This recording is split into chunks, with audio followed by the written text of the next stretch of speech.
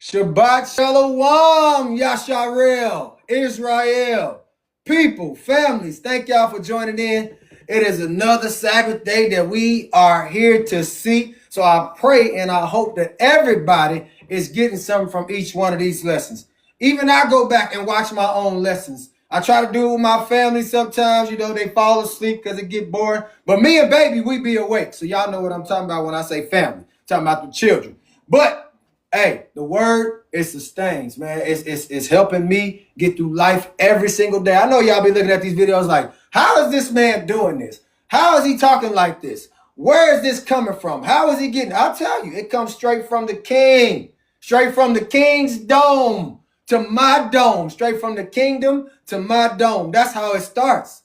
And that's what the Most High has been doing in my life since I've been doing this thing. Y'all make sure y'all subscribe to my YouTube channel now. Y'all make sure y'all go to the Anointed Shepherd because y'all can watch all the videos that y'all want. Yeah, some of them might be 7 hours long, 3 hours long, 16 hours long. Well, they didn't let me upload that one. YouTube said that video was way too long. But anyways, most of my videos, it started out with some shorts, 30 seconds long, 60 seconds long, 2 minutes, 3 minutes, 4 minutes, 8 minutes, 12 minutes, whatever it is.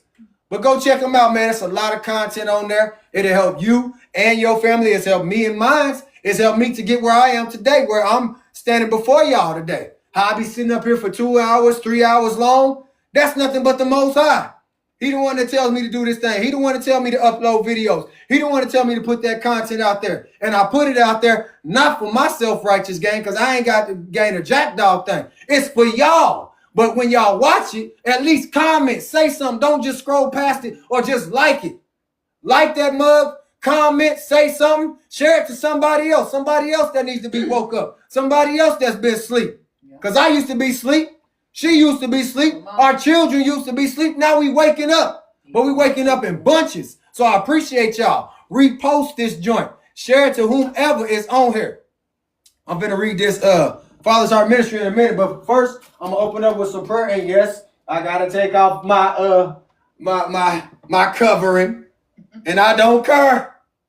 Heavenly Father, first and foremost, I just want to say thank you for allowing me, your servant, your son, your prophet, your messenger, your pastor, your preacher, your teacher, whatever gift or mantle that you have given me, title you have given me. I thank you for that, Father, because I am all those things. And I know it's a hard job to be out here teaching and preaching your word. But, Father, you give me the strength to keep on doing it on a daily. And I pray that you will wake up your sons and your daughters as well to do the same thing, Father, because this job, it is not easy.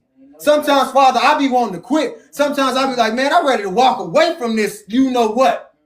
But I know that I can't. I know that it's a job that you have gifted me to do, to wake up Yasharel, to wake up Israel, to wake up your people to the truth and no longer living in lies, to wake up your sons and your daughters to where they'll turn away from the ones that they follow, the ones that they listen to, the kids at the schools, the little devils that be lying to them 24/7, having them not listening to their parents, to their leaders, but listening to other folks like they the ones, having your sons and daughters that are grown today, just because they up and old in age, they feel like they doing the right thing, but we've been doing the wrong thing for a long time, Father. So I pray, and I thank you, Father, for your grace that you have given me, that you've given your children to wake up and see who you are, whose you are, and what you are. You've given us time to come out of bondage, giving us time to come out of the churches, giving us time to come out of the workplaces, giving us time to step away from college, giving us time to step away from the NBA, NFL, Hollywood, all these things, Father. And I thank you for pulling me away from those, Father, being an example to your chosen sons and your chosen daughters, to your children. Because without you, I wouldn't be here. Without you, none of us would be here. None of us will be awake today to give you a praise, to give you a glad shout, to give you a glad hallelujah, to sound the shofar, to be a watchman. These and so many other blessings, I pray in your son's name, Yahushua HaMashiach. Father, we say together as a family, amen. So be it and come. Now I'm going to read y'all this Father's Heart Ministry. Let me put my covering back over my head. Don't care. You talk about me all you want to. Yeah, I'm crazy. Yeah, he crazy for the Most High. He don't care how he looks sometimes. That's me. I can care less what y'all got to say about me. People been talking about me for years, but it still ain't stopped me. That's the problem with people today, is they look at people like me and like, dang, how's that brother doing that? How you been doing that for so long? Because I made a promise to the Most High. I said, Father, whatever it is that you want me to do, whatever it is that you want me to do, I'm going to go out and I'm going to do it to the best of my ability. Whatever gift you've given me, I'm going to do that to the best of my ability that you've implanted in me, that you've instilled in me long before I even made it into this world. All praises. Hallelujah. All praise. I just like to match, y'all. You know, I like to match. So y'all see a brother in all great, that's what it is. I got to match with anything that I wear. That's just me. I'm coordinated like that. Like, you got to coordinate. You got to coordinate. That's it. Our Father says today that the gospel is not a mere concept for your mind, but a demonstration of my power in your life. The gospel is not a mere concept for your mind, but it's a demonstration of the power that the Most High has given me, given you too, and will do through you. All you got to do is submit. All you got to do is ask for it. Come on. I have called you to stand in absolute confidence, Godfidence, for the message of the cross and the engine of your total breakthrough and abundance. What's the message on the cross? What was the message? That he unalived for all of us, for his children. Excuse me, all of us. When I say all of us, I'm talking Yasharal. Come on. Israel. That's the message. But the message was, I became that living sacrifice, so you don't have to sacrifice nothing no more for the remission of your sins. Now you can ask for forgiveness. And we ain't telling no once saved, always saved, so don't get it twisted. Right. You are not a creature of fear or hesitation, but one designed for success and victory in every endeavor. Look, what did he say? You are not a creature of fear or hesitation. That's why I don't hesitate. When I get up here, shoot, man, I ain't in fear of nothing. I ain't scared of what somebody gonna say. I ain't scared of one of my exes coming here, one of my ex-friends, one of somebody from the college that I went to, or from the schools that I went to when I was young. I'm not scared of a jackdog thing. Say what you want, but you can't stand up here and do what the Most High's called me to do. That's the difference between me and you. No hesitation, but designed for success and victory in every endeavor. Do not be ashamed of the authority I have placed in your hands, for it is the vehicle of your salvation, and that means the means by which you will possess your promised land. Come on. By what I'm doing right now, that's why I ain't scared, because I know that the Most High is going to bless me, going to bless this family. We going to get to a place. It's going to be just like what we about to read today in Exodus. Promised land. The promised land, where Moses is taking them, where Moses was taking them. They couldn't see it. They couldn't believe in it. But when they got there, how quickly they forgot. How quickly they forgot. Same thing today. How quickly people forget. Yeah. Tap that screen. Share it live, y'all. Repost this thing. Share it to your family. Share it to your friends. Share it to people that need to wake up. I am removing every obstacle and opening that no man can shut. Open the doors that no man can shut, and ensuring that you walk in the fullness of the provision I have set before you. What did he say he gonna do? Come on. He's removing every obstacle, anything that's in your way. It could be family. It could be friends. It could be your children. It could be your wife. It could be whatever is in your way, whatever obstacle. It could be the people that you thought was for you, but ain't for you. They are obstacles that's in your way. But he will ensure that you walk in the fullness of his provision. He ain't going to let you get off this path. He ain't going to let me get off this path. Because he said, walk in the fullness of my provision, of what I'm finna do for you. Keep on going, even though you don't see that money coming in. Even though you don't see that house that you want, or that vehicle that you've been asking for. Even though you don't see the business. Keep on going, because I got you. As long as you put my name on everything, guess what? Them is provisions that I have blessed you to do. Them is doors that I have opened for you, not nobody else. There is no plan for failure or destruction and the design that I have established for your life. There's no plan that the Most High says for destruction, to shut you down. TikTok can't shut me down. YouTube can't shut me down. Facebook couldn't even shut me down. I walked away from that joint. Instagram, whatever platform I'm on, even in this world that I'm in, jobs can't shut me down. Can't stop the Most High. Thank you. Y'all heard it from my baby in the back. Can't stop the Most High.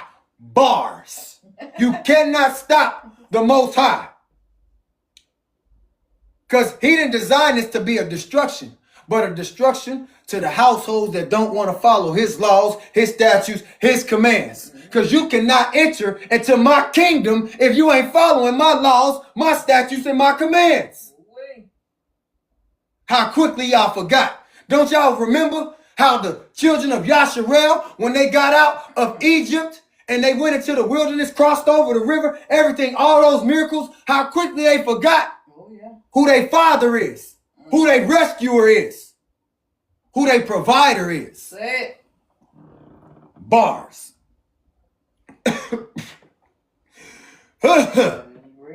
I knew you before you were formed, and I ordained you to be a recipient of my grace and a conduit of kingdom wealth. You know what a conduit is? I bet you y'all don't know. It's a protector of something. When you're in like the electrical field, it's a thing that you put together. It protects the wires. It protects them from catching fire. A conduit. This is what I'm doing. He's made me a conduit to protect the people from what? Catching fire. Woo. From fire hitting your house. From a tornado hitting your house. From a tsunami. From a volcano. From everything that he will use all over again. The same thing he did in Egypt. From Hailstorms. From hellfire. From going to Sheol. Yes. That's what I'm here for. That's to wake the people up so you don't go into a place that you don't want to go. You don't want to burn. Oh, hell is not real. Hell is a spiritual thing. Heaven's not real. Heaven's a spiritual thing. Quit playing games. Y'all lying to folks. Yeah. You teachers and supposed to be preachers of the word. Y'all been lying to folks for years. And that's why the Most High sent somebody like me to shut y'all down. That's real. The time for delay and hindrance has ended, and I am releasing an anointing that will open the doors that no man can shut and break every oppressive yoke and set you at liberty to fulfill the call on your life. Remember that video we just did, baby? It said, pick up the phone. Oh, yeah. Answer the call. Jeremiah 33:3, call unto me, and I will answer thee, and I will show thee great and mighty things which thou knowest not. Bars. Yes, bars in the Bible. Bars, Jeremiah 33:3. Yeah. Check it out for yourself. Did he say call your mama? Did he say call your daddy? No. Did he say call your granny? No. Did he say call your grandpa? No. Did he say call your boss? Call your brother? Call your sister? Call your uncle? Call your aunt? Call your cousins? No, it says call unto me. Come on. And I will answer thee and show thee great and mighty things which thou knowest not. You can be calling a brother right now. The Most High telling you, hey, I put it on your heart. Call him. He going to pray for you. They going to pray for you. They going to show you the faith that they have, that you need to have within you. Bars. That's real. And last but not least, reject every sense of inferiority. For you are fearfully and wonderfully made to walk in the goodness and the blessings. Mount up with my strength and move forward into your season of miracles. For I am breathing on your efforts and bringing an abundant increase that cannot be denied. I'm ready for that. Mount up with the strength of the Most High. Get ready to go. Ain't that what they did? They mounted up with the strength that the Most High had given them. And they took off running through the waters, through the dry land where water was once at. Red Sea. They ran through something that they were scared of. Because if he had told them swim across there, like, man, you got me bent. Right. I wish I would. I ain't got the strength for that. Ain't no way. Ain't no way we gonna make it across there. Now let me wash this up real quick so they can run through it. Run for it. Run for it. Run. My children. Come on. Run for us. Run for us. Run. Run, Yasharel. Run, Yasharel. Run. Get through there. Get to the other side. Come on. We telling y'all to come over to this side. Step away from that side and come over here.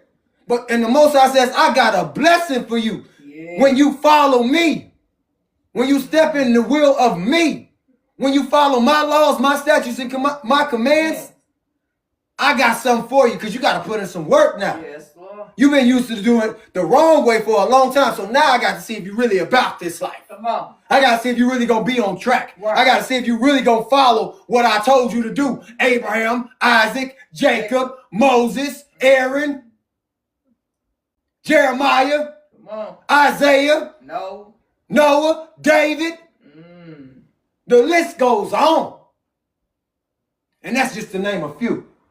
Turn with me to Exodus chapter 18. Oh yeah, y'all. We've been in Exodus. We done got all the way out of Genesis. Now we done jumped into Exodus. And we done reached chapter 18 because we don't just take you to Exodus. And let's read just one little tidbit of scripture and then we're going to jump over into the New Testament. And then we're going to read this. And now we're going to close out the lesson. I'm not going to be before you too long.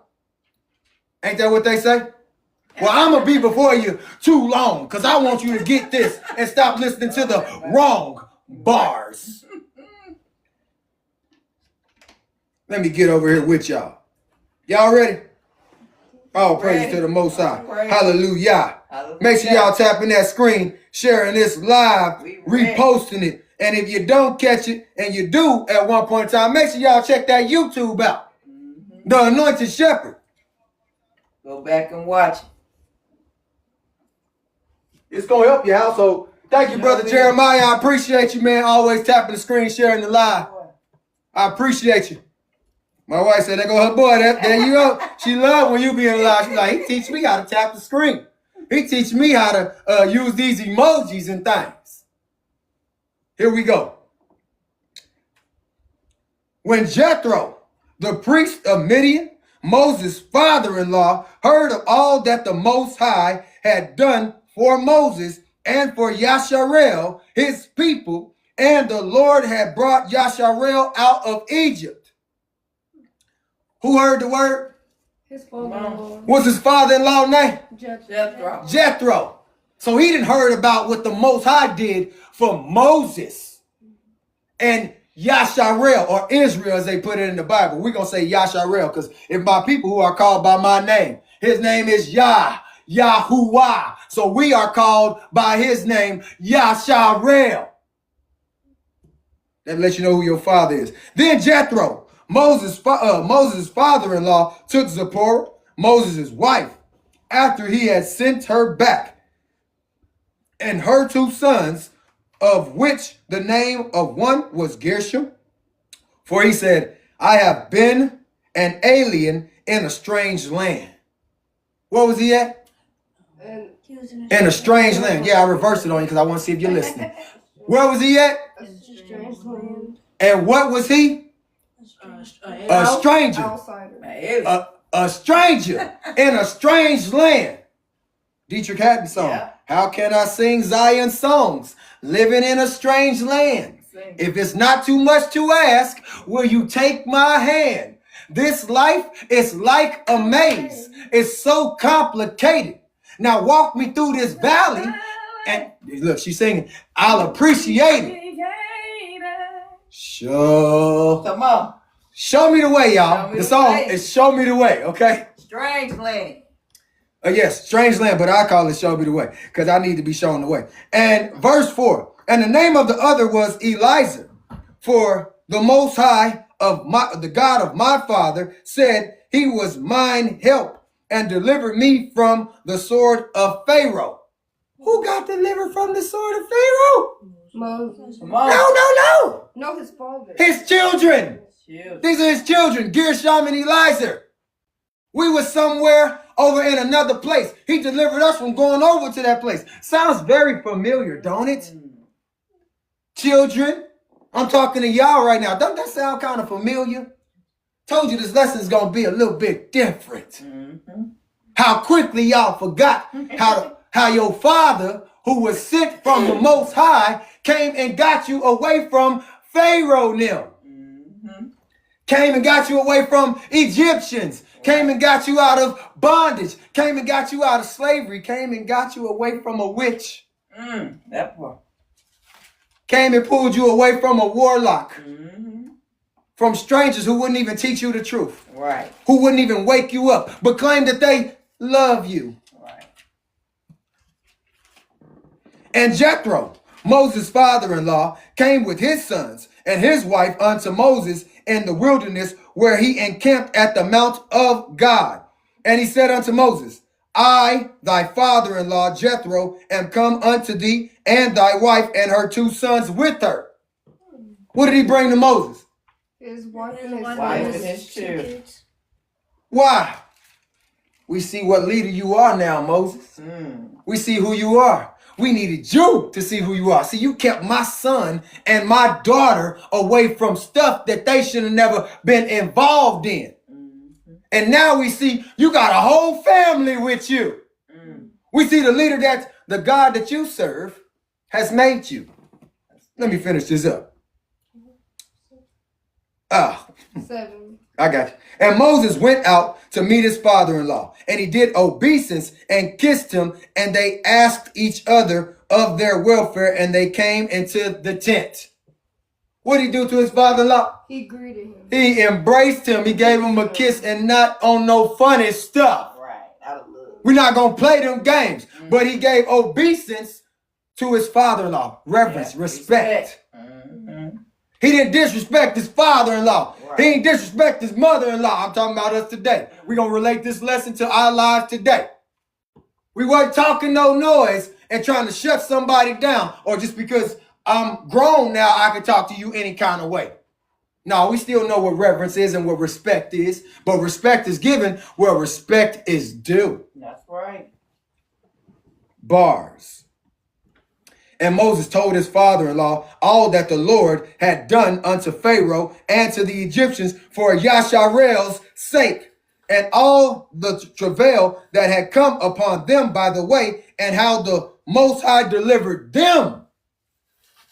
Man, we done been through hell and back, but it was the Most High, it was the Lord God, Yahuwah, that kept us. Man, let me tell you this story. We was over there, and it wasn't nothing hitting our houses, Father.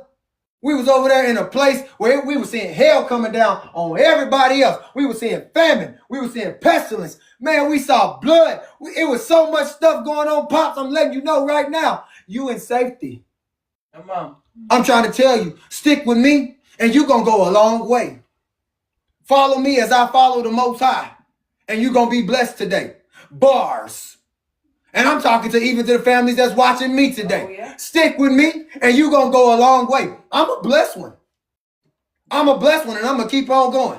And I'm not boasting about that, but I'm going to boast on the Most High. You feel me?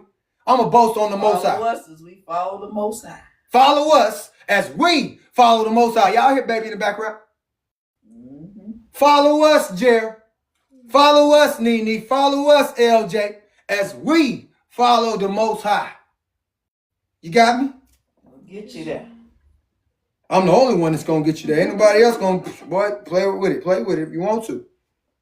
And Jethro rejoiced for all the goodness which the Lord had done to Yasharel, whom he had delivered out of the hand of the Egyptians.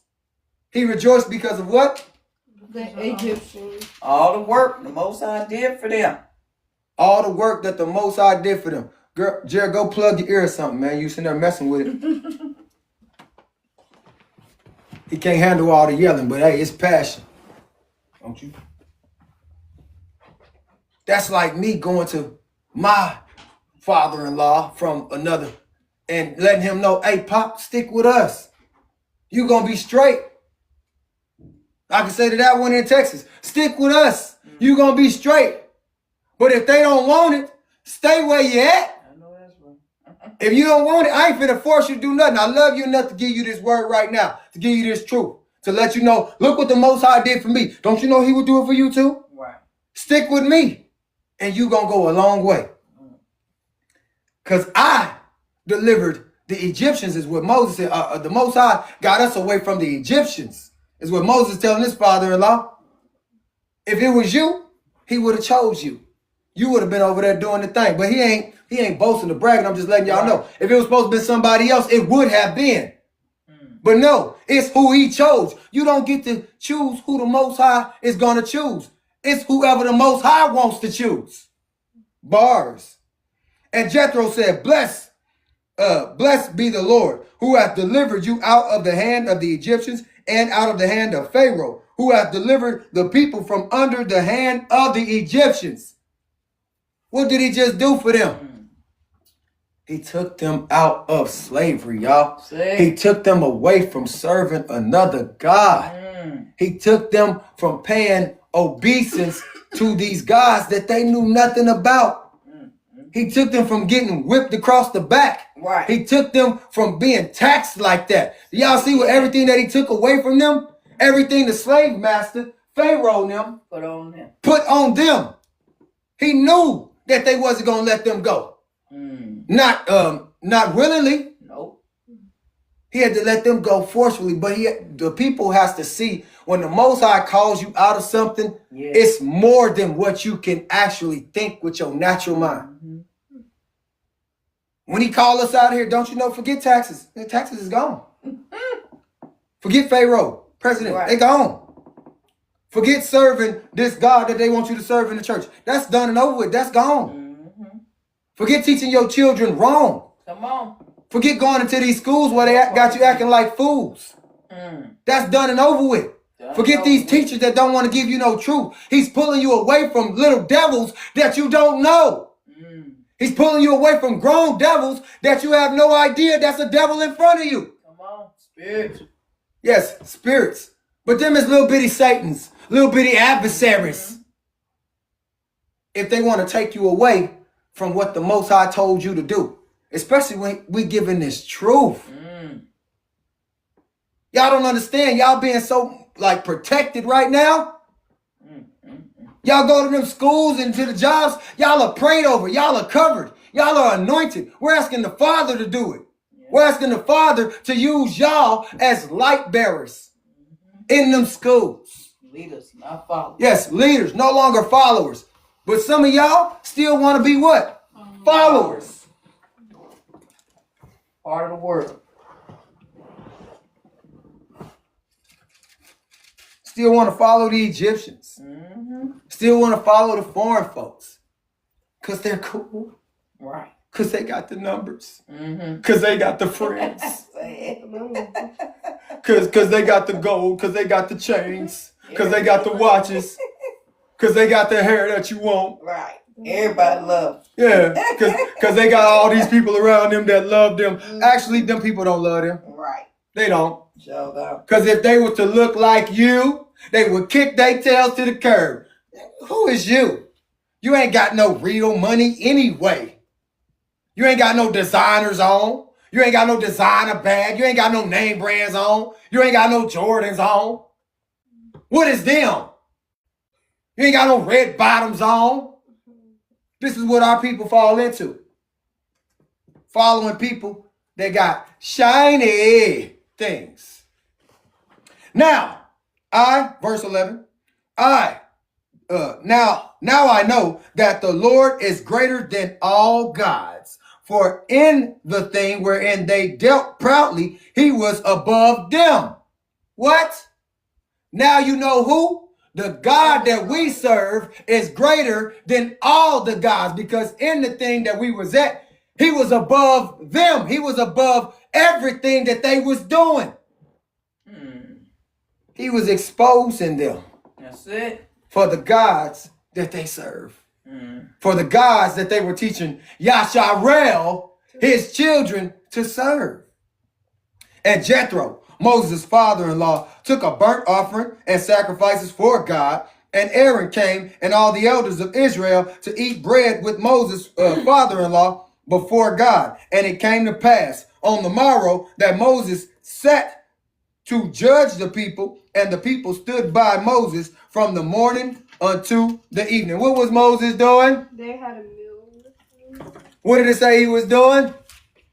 Judging the people. Not necessarily judging them like today.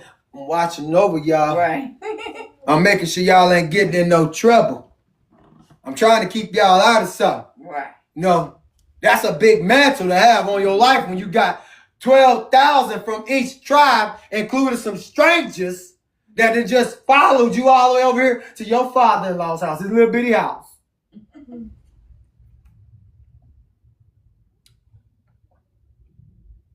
And when Moses' father-in-law saw all that he did to the people, he said, what is this thing that thou doest to the people? Why sittest thou thyself alone, and all the people stand by thee from morning unto evening? What is this you doing? Why are you sitting by yourself, looking at all these people? What would you say? What would you say? I know what I'd say. This is my job. This is my mantle. This is what the Most High has called me to do, to be a watchman. Right. To make sure there ain't no foolery going around. To make sure they ain't serving no other gods. If they is, they got to go. We got to eliminate them. We got to get rid of them. And Moses said unto his father-in-law, because the people come unto me to inquire of God. You know why I'm sitting here? Because this is my job. They know that I have a relationship with the God that they don't even know how to serve yet. Wow. Bars. They come and ask me, well, what did God say? What does this mean? Tell me what this scripture means. Well, hey, can we go over here to this scripture? Can you break that down for me, brother? Can we go over here into this scroll? Can you break that down for me? What does the word say? Make it plain for me. Make it like I'm a child and I need to learn all over again. Y'all know they do that to a brother, right? Oh, yeah. I'm just checking. Hey, I tried to tell y'all this is going to be a little bit different. And verse 16, when they have a matter, they come unto me. And I judge between one and another, and I do make them know the statutes of God, the Most High, and his laws. When they have a problem with one another, when they having an issue, when they can't communicate with each other, guess who they come to? Me. Yeah. Why they come to me? Because the Father has gifted me the mantle to be able to help them. He's given me the tools, the knowledge, the wisdom, the understanding to help these people that don't know what they're doing, that don't know how to run their own household, that don't know how to take care of their children. So they come to me when there's a problem because they know I'm going to go to the Father. Oh, yeah. Hey, Pop, I got to talk to you. I got to figure some things out. People asking me questions. Help me out. You said you was going to use me.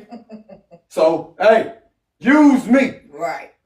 Help me. Endow me. Come into me. They calling on you, but they want to come talk to me. What's going on? How y'all doing? You need help? I can teach a speaker listener. That means that you got to listen before you answer. That means you got to shut your mouth and be quiet so you can hear the whole matter. Don't interrupt me while I'm talking. Because then you're going to frustrate me. Or don't interrupt them while they talking. Because then you're going to frustrate them. And what they going to do? Man, I'm tired of this. I'm gone. Ain't nobody trying to hear me. So sometimes you got to counsel the people. You got to give them some sound instructions or some sound doctrine. Some love. The love of a father.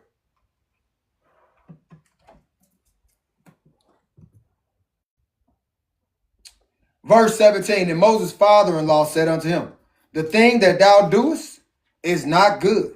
Thou wilt surely wear away both thou and this people that is with thee, for this thing is too heavy for thee, for thou art not able to perform it yourself alone. Moses, let me tell you something. Can't do all that by yourself. You can't do all that by yourself. Remind me of my wife when she told me, baby, you cannot do all that by yourself. You need a helpmeet. Yes. You need somebody that's on your team. You need a team of people. You can't do this by yourself. You look at that, man. That's 144,000 people out there. Yes, that's way too much. That's a lot of people for one man. Reminds me of the movie X with Denzel Washington, where he played Malcolm X. And that man was standing there and he quieted that whole crowd by putting his fist up like this. Right. And then he pointed that way. And everybody like turned to the side and they started walking. Yep. And that white T dude said, now that's too much power for one man. Yep. This is what Jethro is telling Moses. That's way too much power, man. You cannot do this alone. You're going to need some help. Because otherwise, you're going to weary away. You're going to like fall off. And then the people going to fall off. And what type of leader is they going to have after you? Right. You're going to have to raise up some people that's just like you. Come on, say it. You're going to have to train up some people that's going to be just like you, that's going to follow the laws, that's going to follow the laws and statutes and the commands, that's going to have the zeal of the Most High inside them.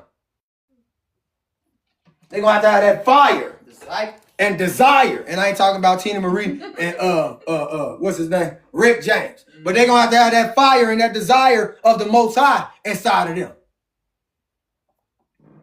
Y'all don't know Tina Marie and Rick James, so don't even think about it. Hearken now unto my voice.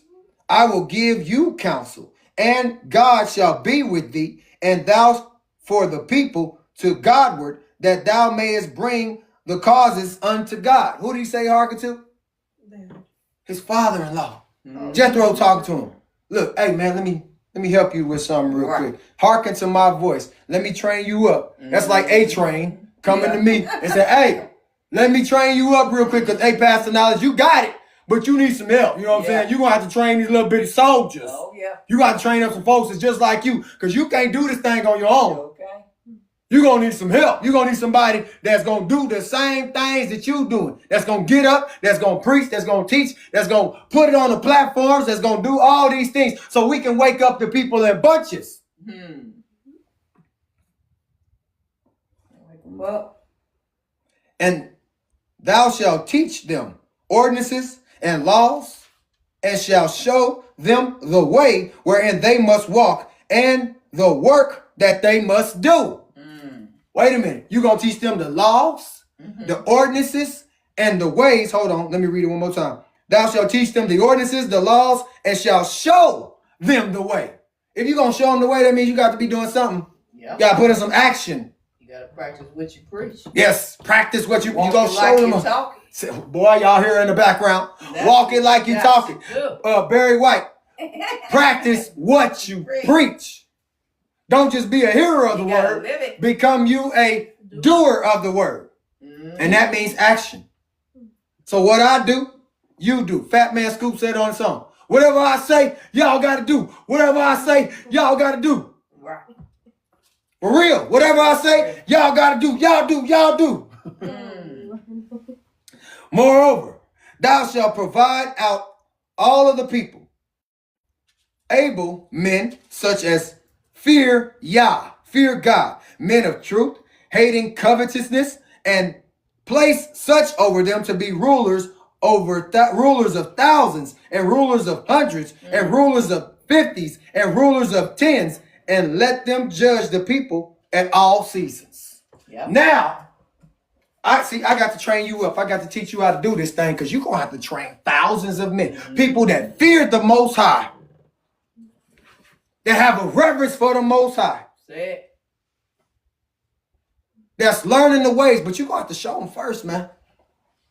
Because it's thousands, 10,000s, 50,000s. Look, you don't have all that in you. Sound like my nephew.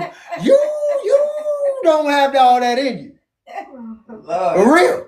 You going to be tired. You ain't going to be able to do all that.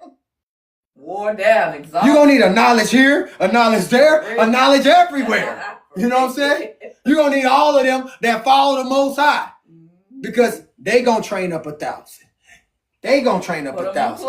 They going to train up 1,000. You got to put people in the position to be where you at. Because one of these days, you're going to pass away, Moses. And if they don't have another Moses or they don't have another knowledge, and I'm just putting myself in the story, then what they gonna do? Oh, time to go back to what we used to do. Go back to the slave master. Let's go be a slave all over again. Go back to slavery. This is why you got to have men in play. You got to have men doing what they supposed to do in the position of the Most High in their households. Now you can bring other people in. Because now, guess what? They going to start listening to you now. Father ain't leaving this house. No, you going to leave my house. If you don't want to listen, you don't want to follow the laws, the statutes, and the commands that the Most High has given me inside my household, which is his alone, then you can get your stuff and get out the door. And I mean that in all sincerity, even to my children who's right here. You can get your stuff and get out the door. I don't need you. If you don't want to follow my laws, my statutes, my commands, my rules of the house, then get your stuff and get out. Because the Most High is the same way. That's what he's saying. That's why he giving it to y'all right now. Because don't y'all know that when you get to the kingdom, not that the kingdom we going there, but it's coming here. If you want to walk in that mug, you better already be following them laws and statutes and them commands. Say it again. You better be keeping them Sabbath days. Hey. You better be keeping them holy days, the feast days, everything that they telling you not to do, because you ain't going to be able to celebrate Christmas, Halloween, Thanksgiving, New Year's, Valentine's Day that's coming up here pretty soon. That's it. 4th of July. I didn't say July. July. 4th of July. Memorial Day. Right. All that stuff that y'all want to go out and have fun with, the Most High says, keep that bull crap in. Right. That's where you going to be at. But over here, we in Goshen. We in safety. My children over here, we in protection. We in Goshen. Step out this house if you want to. I guarantee you, you're going to want to come back. But if you step out this time, do not, and I repeat, do not come back. You are no longer welcome here. Let me finish this up. And let them judge the people at all seasons. And it shall be that every great matter they shall bring unto thee, but every small matter they shall judge. So shall it be easier for yourself, and they shall bear the burden with thee. So the big stuff, you get to bring it to me. But that small stuff, y'all got to handle that, man. That's small. That's petty. Right. You can handle that, but I got to teach you how to handle that. I'll teach you how to handle that, but bring me the big stuff. Mr. Big Stuff. Who do you think you are? Mr. Big Stuff. He said them little matters, y'all handle them yourself. Y'all handle them yourselves. And y'all, but hey, when it comes to the big stuff, I got you. I'm going to help you out with that. We gonna make sure that it get right. Right. But don't be coming to me with all that little stuff, because I ain't got the time. I got the time, but I ain't got the time. Right. You feel me? I got the time, but I ain't got the time. I got time to wake people up to the truth and get other people on this pathway. Yes, do not waste my time. Do not waste my time. So Moses hearkened to the voice of the father-in-law and did all that he had said. And Moses chose able men out of Yasharel and made them heads over the people, rulers over thousands, rulers over hundreds, rulers over the 50s, rulers of tens. And they judged the people at all seasons. How many seasons? All seasons. So they judged them every single season. Don't you go back into what I told you to do. But he had to put people in play. It was people that was just in charge of tens. It was people that was in charge of 50. And then it was people that was in charge of hundreds. It was people in charge of thousands. But he wasn't doing it on his own no more. No more. Yeah. He didn't have to do it no more. He was doing it on his own to get him out of there. But now, hey, Mo, I got to help you out, brother. Way too many people. That's way too many people. Dealing For with one man. Deal with. That's like everybody coming to you and for every single detail of what they got going on. No. After a while, you're going to be tired. You're like, man, I got to go to sleep. Somebody else got to do this job. Shoot. Make you go crazy. Lord, if it be you, Right. bid me come to thee. I'm ready to go. I don't want to be here no more. It's too many of them folk. Gonna run away. And they judged the people at all seasons. The hard causes they brought unto Moses, but every small matter they judged themselves. And Moses let his father-in-law depart, and he went his way into his own land. No. But first, he had to get trained. Yeah. Moses had to still listen to somebody. He had to still listen to his father-in-law. Respect, reverence. That's to some of y'all. That's to some of us. But it better be the right one that's going to lead you the right way. That's why I listed, A-Train. He may not be a father-in-law, but he is a mentor to me. So I said A-Train because he's the one that actually helped the brother out. Like, for real. In so many ways. Yes, master teacher. Grandmaster. Soki. You ready, baby? He taught you everything you needed. Taught me a lot of, not everything, but he taught me what I need to know in this walk. He taught me how to become a husband. Yeah. Because he knew that I didn't know nothing about being the head of household. Like, hey, Pastor Knowledge, you already doing it, man. But I got to let you know, man, you ain't doing it right now. But you just need somebody to help you out. And if you want me to, I got you. Pastor Knowledge. That's your wife over there. You tripping, man. That one that she paying your cell phone bill, making sure it stay on, and you talking to her crazy. What's wrong with you, man? That's how you talking to me. I mean, call me all type of names and some more stuff. But I had a reverence and a respect for him. Yeah. Because I did want to knock him out. You had to be real. I did want to knock him out. I ain't gonna lie, but he had to keep it a buck with me. Mm-hmm. He had to sit me down and talk to me like he would his own son. Have a heart to heart. Yeah, heart to heart. That's what they did. And I came back, and guess what? I got married, y'all. I got married. Then I got my kids back. Then I got my household intact. Then we got, man, I'm telling y'all, it worked out because I listened to somebody that already had their household in order. Yeah. Chapter 18, baby. Go ahead. All right, I'm going to read Exodus chapter 18. Jethro, priest of Midian and father-in-law to Moses, heard the report of all that the Most High done for Moses and Israel, his people. The news that the Most High had delivered Israel from Egypt. Jethro, Moses' father-in-law, had taken Zipporah, Moses' wife, who had been sent back home, and her 2 sons. The name of the one was Gershom. He was a sojourner, for he had said, I'm a sojourner in a foreign land. The name of the other was Eleazar, God's help, because God of my father is my help and saved me from death by Pharaoh. Jethro, Moses' father-in-law, brought Moses, his sons, and his wife there in the wilderness where he was camped at the mountain of the Most High. He had sent a message ahead to Moses. I, your father-in-law, am coming to you with your wife and 2 sons. Moses went out to welcome his father-in-law. He bowed to him and kissed him. Each asked the other how things had been with them. Then they went into the tent. Moses told his father-in-law the story of all that God had done to Pharaoh in Egypt in helping Israel. All the trouble they had experienced on the journey and how God had delivered them. Jethro was delighted in all the good that the Most High had done for Israel in delivering them from Egyptian oppression. Jethro said, Blessed be the Most High who has delivered you from the power of Egypt and Pharaoh. He has delivered his people from the oppression of Egypt. Now I know that God is greater than all of the gods because he's done this to all those who treated Israel arrogantly. Jethro, Moses' father-in-law, brought a whole burnt offering and sacrifices to the Most High. And Aaron, along with all the elders of Israel, came and ate the meal with Moses' father-in-law in the presence of the Most High. The next day, Moses took his place to judge the people.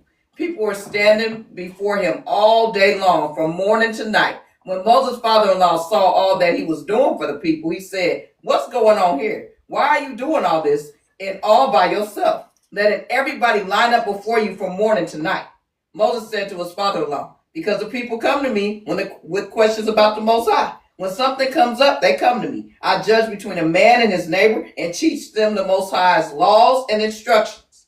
Moses' father-in-law said, This is no way to go about it. You'll burn out, and the people right along with you. This is way too much for you. You can't do this alone. Now listen to me. Let me tell you how to do this so that the Most High will be in this with you. Be there for the people before the Most High. But let the matters of concern be presented to the Most High. Your job is to teach them the rules and instructions, to show them how to live and what to do. And then you need to keep a sharp eye out for the competent men who fear God, men of integrity, men who are incorruptible, and appoint them as leaders over groups, organized by the 1,000, by the 100, and by 50s and by 10s. Then be responsible for everyday work of judging among the people. They'll bring the hard cases to you, but in the routine cases, they'll be the judges. They will share your load, and that will make it easier for you. If you handle the work this way, you'll have the strength to carry out whatever the Most High commands you, and the people in their settings will flourish also. Moses listened to the counsel of his father-in-law and did everything he said. Moses picked competent men from all Israel and set them as leaders over the people, who were organized by the thousand, by the hundreds, by the fifties, and by tens. They took over the everyday work of judging among the people. They brought the hard cases to Moses, but in the routine cases, they were the judges. Then Moses said goodbye to his father-in-law, who went home to his own country. Boy. Now, the reason baby reads the same chapter as me is because she has, is that the Message Bible?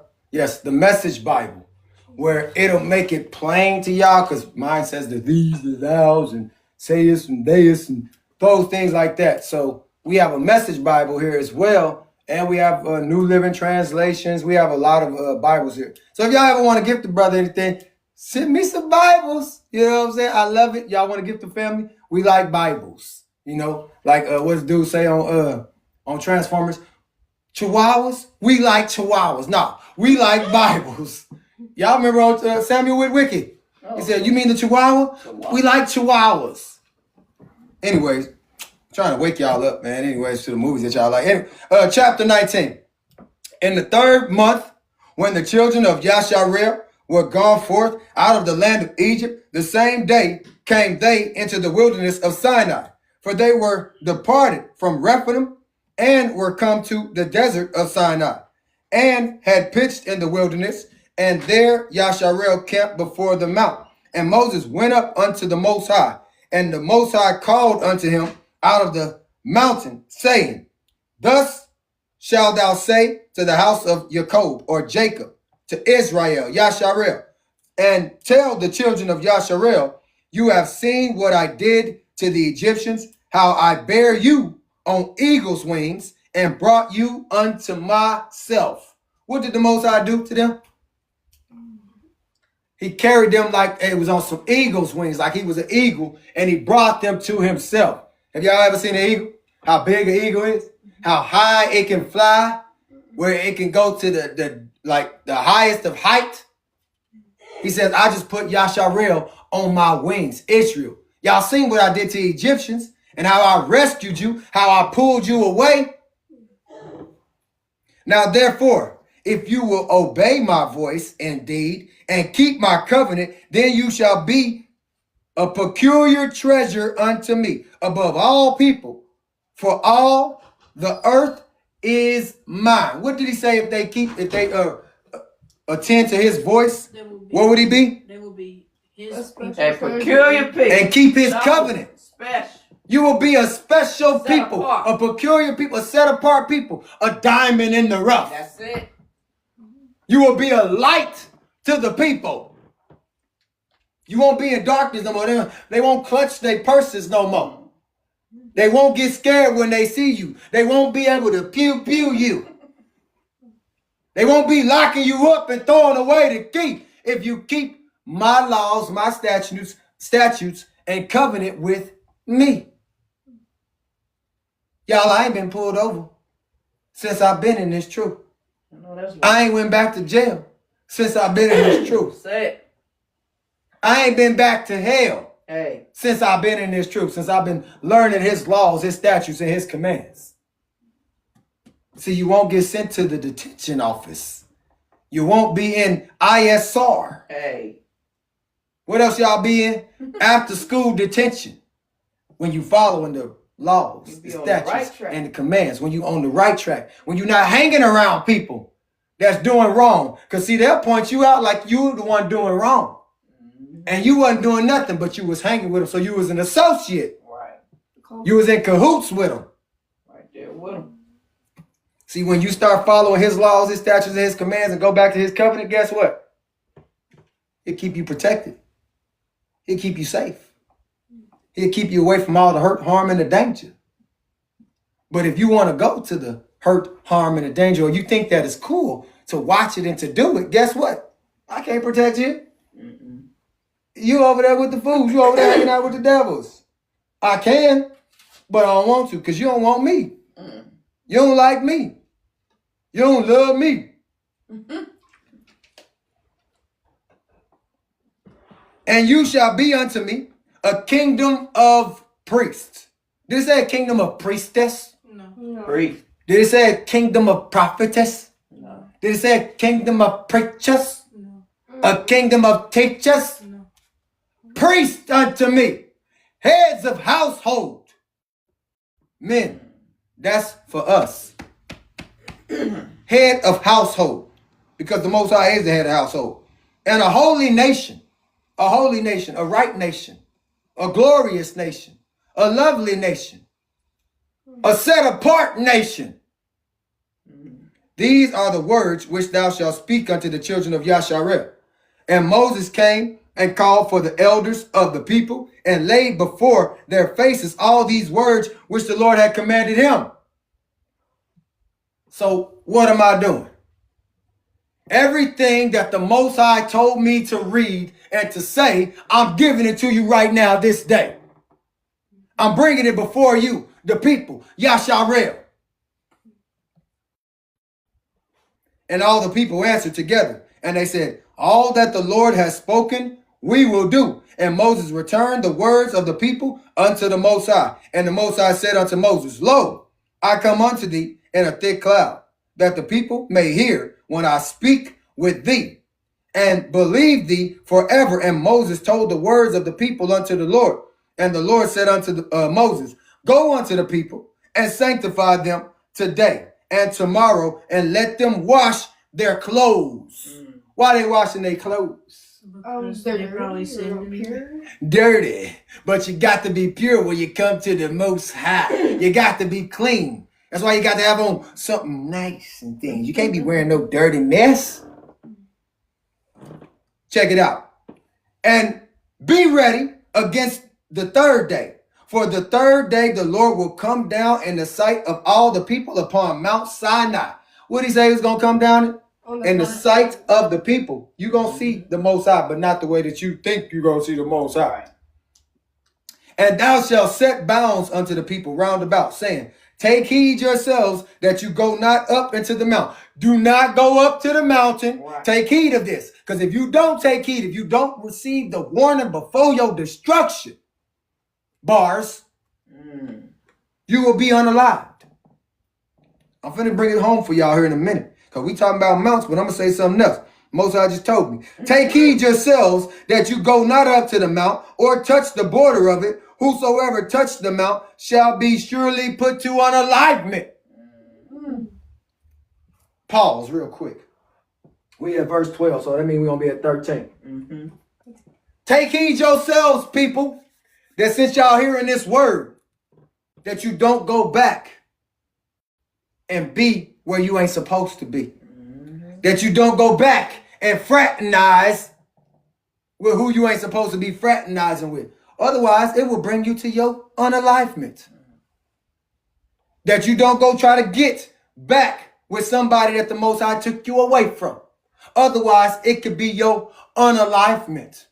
That you don't go back and get into Egyptology again. Otherwise, it could be your unalivement. Pretty much, don't go back into what the Most High took you away from. Otherwise, it could be the day that you lose your life. Bars. Yeah. Wrong place at the wrong time. These are warnings before your destruction.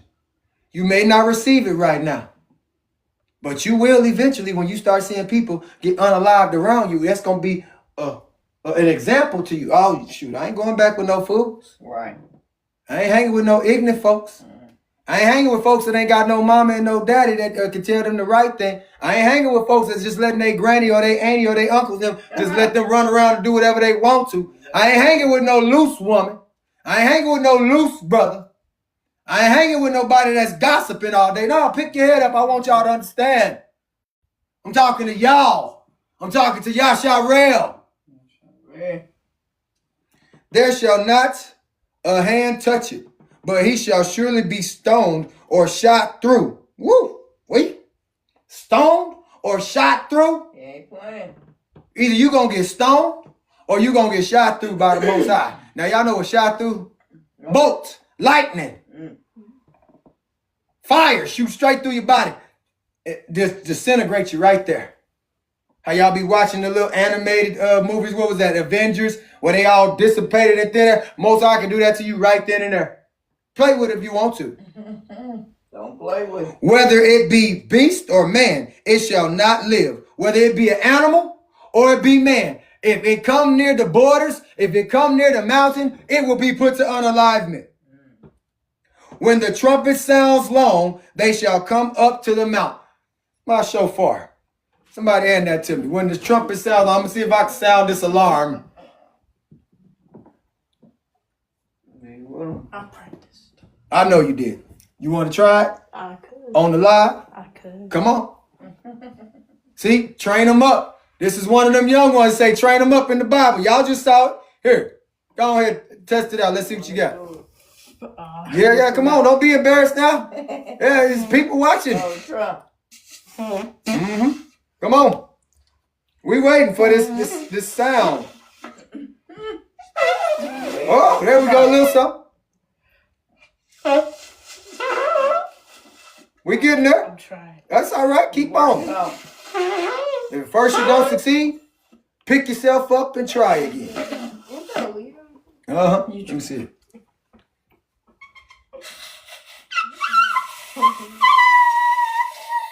Just a little bit. But y'all get what it is.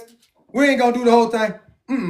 And Moses went down from the mount unto the people and sanctified the people, and they washed their clothes. And he said unto the people, be ready against the third day. Come not at your wives. Come not at your wives. Be ready this third day. Hey, come not at your wives. Don't be going trying to do the third thing. Don't be doing nothing. And it came to pass on the third day in the morning that there were thunders and lightnings and a thick cloud upon the mount, and the voice of the trumpet exceedingly loud, so that all the people that was in the camp trembled. What was going on? It was thunder. It was lightning. It was a thick cloud. But it was a shofar or shofars, plural, being blown, the trumpet. They were sounding the alarm. Because remember, they being taught by who? Moses. Remember what Jethro told them to do? Train them. Because it's going to have to be other people that know how to do this thing too. That know how to sound the alarm. Here we go. And Moses brought forth the people out of the camp to meet with the Most High. And they stood at the nether part of the mount. They paid attention at this point. Hey, we're going to stand right over here, man. We ain't going over there. We ain't even going to try to come up there. We ain't coming near the mount. We see that this is God, Yah, standing right before us in this cloud, in this fire, this lightning, and this thunder. Sounding the alarm, blowing the shofar. And they stood at nether part of the mount. And Mount Sinai was altogether on a smoke, because the Most High descended upon it in fire, and the smoke thereof ascended as the smoke of a furnace, and the whole mount quaked greatly. What does it mean when it says quaked greatly? It trembled. It was an earthquake. Look at this fire right here, y'all, on this screen. It was like this here. And the earth shook. The mount is shook. Remember, there's thunder, there's lightning, and there's a big old cloud, and there's smoke all over the place, like as if it was coming out of a fire or a furnace, as it said. And when the voice of the trumpet sounded long, waxed louder and louder, Moses spake, and the Most High answered him by a voice. And the Most High came down upon Mount Sinai on the top of the mountain, and the Most High called Moses up to the top of the mountain, and Moses went up, and the Most High said unto Moses, go down, charge the people, lest they break through unto the Lord to gaze, and many of them perish. Go down. and make sure they don't be trying to eavesdrop, that they don't be trying to check out what we got going on. The meeting that we have in Moses, let them know. Because if they do, they gonna perish. Because y'all know how we get. Man, let me see what they say. What they talk about, nosy tales. Ooh, what's going on up in there? What's going on in that room? What's all that I hear? Oh, what y'all talking about? Who y'all talking about? Ain't that us? Nosy as I don't know what. But hey, they can't come up into this meeting, Moses. They can't hear nothing that I'm talking to you about. You go report back to them, but first go let them know. Still, don't come past this mountain. Don't come up to the mountain. Don't even come near the borders of it. Because the Most High said you will perish. How quickly we forget the rules that the Most High put in play for us. Just because we want to hear what's going on. He was telling them to go down too, because he know the people was getting answers. Oh yeah, come on, man! What's going on? We itching. What they talking about? What they talking about? Taking too long. Huh? What they talking about? What they talking about? Anyways, and they let the priests also, which come near to the Most High, sanctify themselves, lest the Lord speak forth upon them. And Moses said unto the Lord, the people cannot come up to Mount Sinai, for thou chargest us, saying, set bounds about the mount and sanctify it. And the Lord said unto him, away, get thee down, and thou shalt come up, thou and Aaron with thee. But let not the priest and the people break through to come up unto the Lord, lest he break forth upon them. And Moses went down unto the people, and he spoke unto them. Said, look, away, go get your brother, go get Aaron. But don't let the priest come up, and don't let them people come up. Right. That's like the Most High telling me, hey, go get your brother, we the people. Hey, but don't let none of them preachers, none of them teachers come up, and don't let none of the people come up either. Now, be gone. All right, baby, you ready? Because I need a drink. I'm reading Exodus chapter 19. 3 months after leaving Egypt, the Israelites entered the wilderness of Sinai. They followed the route from Rephidim, arrived at the wilderness of Sinai, and set up camp. Israel camped there facing the mountain. As Moses went up to meet the Most High called down to him from the mountain, speak to the house of Jacob. Tell the people of Israel, you have seen what I did to Egypt and how I carried you on eagle's wings and brought you to me. If you will listen obediently to what I say and keep my covenant, out of all peoples, you'll be my special treasure. The whole earth is mine to choose from, but you're special, a kingdom of priests, a holy nation. This is what I want you to tell the people of Israel. Moses came back and called the elders of Israel together and set before them all these words which the Most High had commanded him. The people were unanimous in their response. Everything God said, we will do. Moses took the people's answers back to the Most High. The Most High said to Moses, get ready. I'm about to come to you in a thick cloud so that the people can listen in and trust you completely when I speak with you. Again, Moses reported the people's answer to the Most High. The Most High said to Moses, go to the people. For the next 2 days, get these people ready to meet their holy God. Have them scrub their clothes so that on the third day, they'll be fully prepared. Because on the third day, God will come down on Mount Sinai and make his presence known to all the people. Post boundaries for the people all around, telling them, warning, don't climb the mountain. Don't even touch the edge of it. Whoever touches the mountain will be unalive. And no one is to touch that person. He's to be stoned. That's right, stoned or shot with arrows, shot and unalive. Ooh-wee. Animal or man, whichever, put him to be unalive. A long blast from the horn will signal that it's safe to climb the mountain. Moses went down to the mountain to the people and prepared them for the holy meeting. They gave their clothes a good scrubbing. Then he addressed the people. Be ready in 3 days. Don't sleep with the woman. On the third day at daybreak, there were loud claps of thunder, flashing of lightning, a thick cloud covering the mountain, and an ear-piercing trumpet blast. Everyone in the camp shuddered in fear. Moses led the people out of the camp to meet the Most High. They stood at attention at the base of the mountain. Mount Sinai was all smoke because the Most High had come down on it as fire. Smoke poured from it like smoke from a furnace. The whole mountain shuddered and heaved. The trumpet blast grew louder and louder. Moses spoke, and the Most High answered in thunder. The Most High descended to the peak of Mount Sinai. The Most High called Moses to the peak, and Moses climbed up. The Most High said to Moses, "Go down, warn the people not to break through the barricades. They get a good look at the Most High, lest many of them will be unalive. And the priests also warn them to prepare themselves for the holy meeting, lest the Most High break out against them." Moses said to the Most High, "But the people can't climb Mount Sinai. You've already warned us well and told them. Post boundaries around the mountain. Respect the holy mountain." The Most High told him, "Go down and then bring Aaron back with you. But make sure that the priests and the people don't break through and come up here, lest he break out against them." The Most High will break out against them. So Moses went down to the people and he said to them, "Break out before you get bum rushed." The Most High gonna bum rush. Kumo D said it in his song. "Break out before you get bum rushed." He said, "Touch the At the mountain of Sinai. He said, "Touch this mountain if you want to. Touch it if you want to. Touch it. Touch it. Remember that? Shaka Zulu. Touch it.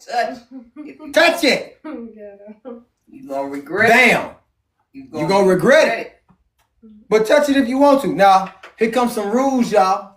Now, if y'all don't like what I'm about to say, that the Most High is about to reveal to y'all, and you might want to plug your ears, because it's going to hurt your feelings. Understand, I'm not playing. Feelings, you better throw them out the window. Get rid of them. Because this right here is going to hit your heart. "And the Most High spake," this is chapter 20, y'all ready? Yes. Yeah. My apologies. "And the Most High spake all these words, saying, I am the Most High, your Father," or your God. Your Elohim. Thank you, baby. "Your Elohim, which have brought thee out of the land of Egypt, out of the house of bondage. I am your Father." Come on. "Who brought you out of the house of Egypt and out of bondage. You shall have no other gods," no little bitty Elohims, Only me. "before me." Why did he say that? He's a jealous. Because he don't play. He a jealous guy. He the Yes. only Is it one. because they wanted to go back? He the only one. that It's gets because credit. he's the only one credit that is we due. should be serving, that we should be reverencing, that we should pay obeisance Come and on. respect to. Reverend. You better respect the one that took you out of the stuff that you was in. Hey, say it. You better serve the one that took you out of the mess that you was in. You better serve the one and respect and reverence the one that took you away from your mama who was lying to you all the time, who took you away from your daddy who was lying to you all the time, who took you away from your boyfriend, your girlfriend, Hey. your friends now, Protected you. who protected you. You better reverence that one. What's wrong with you? I'm a jealous God. I'm a jealous father. You ain't gonna go call nobody else stepdaddy. That part. You ain't gonna call nobody else stepmama. You ain't gonna give nobody else the credit. You ain't gonna give nobody the credit that I so deserve. It only belongs to him. "Thou shalt not make unto thee any graven image or any likeness of anything that is in the heaven above, or that is in the earth beneath, or that is in the water under the earth." Ain't gonna be no little frogs running around here, no little fishes and stuff. Oh, that's my good luck charm. Use a lie. Don't bring that in here. Don't bring that mess up in here. You ain't bringing no golden globes up in here. You ain't bringing no plaques up in here. For real. We don't want none of that graven images. You ain't bringing no sexual images up in here either. No roses, no dildos, For real. no pocket you know what's. None of that. None of that. No graven images. And you ain't bringing them on your platforms either. You ain't bringing them on your devices that you watch either. "Thou shalt not bow down thyself to them." Look, this is why I told y'all, we ain't bringing no Christmas tree up in here. Hey. We ain't bringing no turkey up in here. We ain't bringing no costumes up in here. You ain't finna be bowing down to no tree. "Oh, look, I got some presents."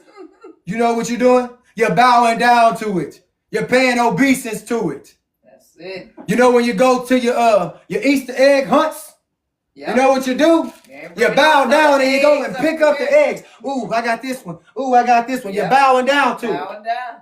But you don't know that you're doing it because nobody educated you. Yep. They make it Nobody look told you. And they knew not to tell you, because if they told you was bowed down to another God and they told you about that, or a smaller Elohim, a false Elohim, you would have never did them things. Or some of you might have. I don't know. Valentine's Day coming up. Yeah. Watch how many people get to bowing down to their wife. Will you marry me? Bringing no cards. Bringing cards and here, flowers and candy, rings and things. Bowing down to them.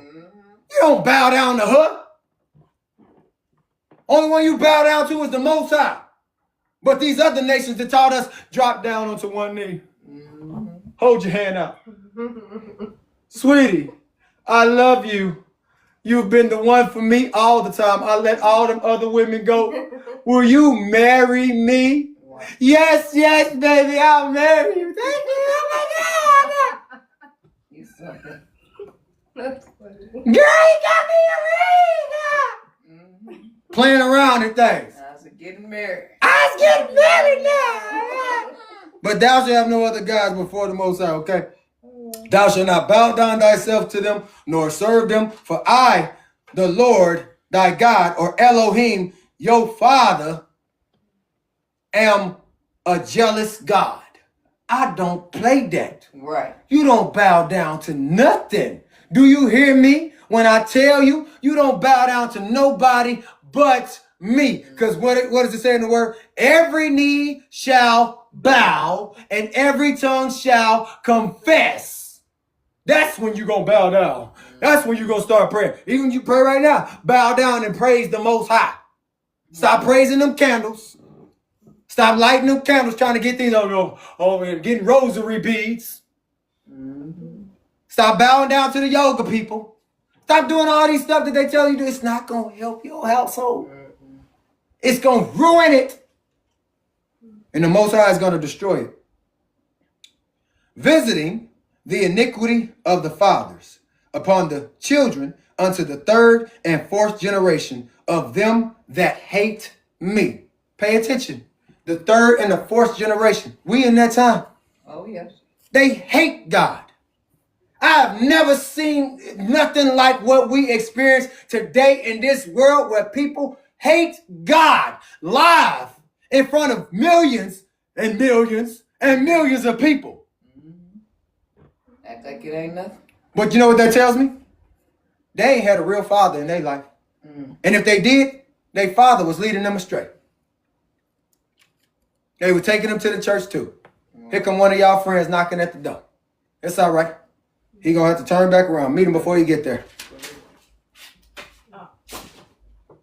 Ain't been told it yet. That's cheap. Distractions.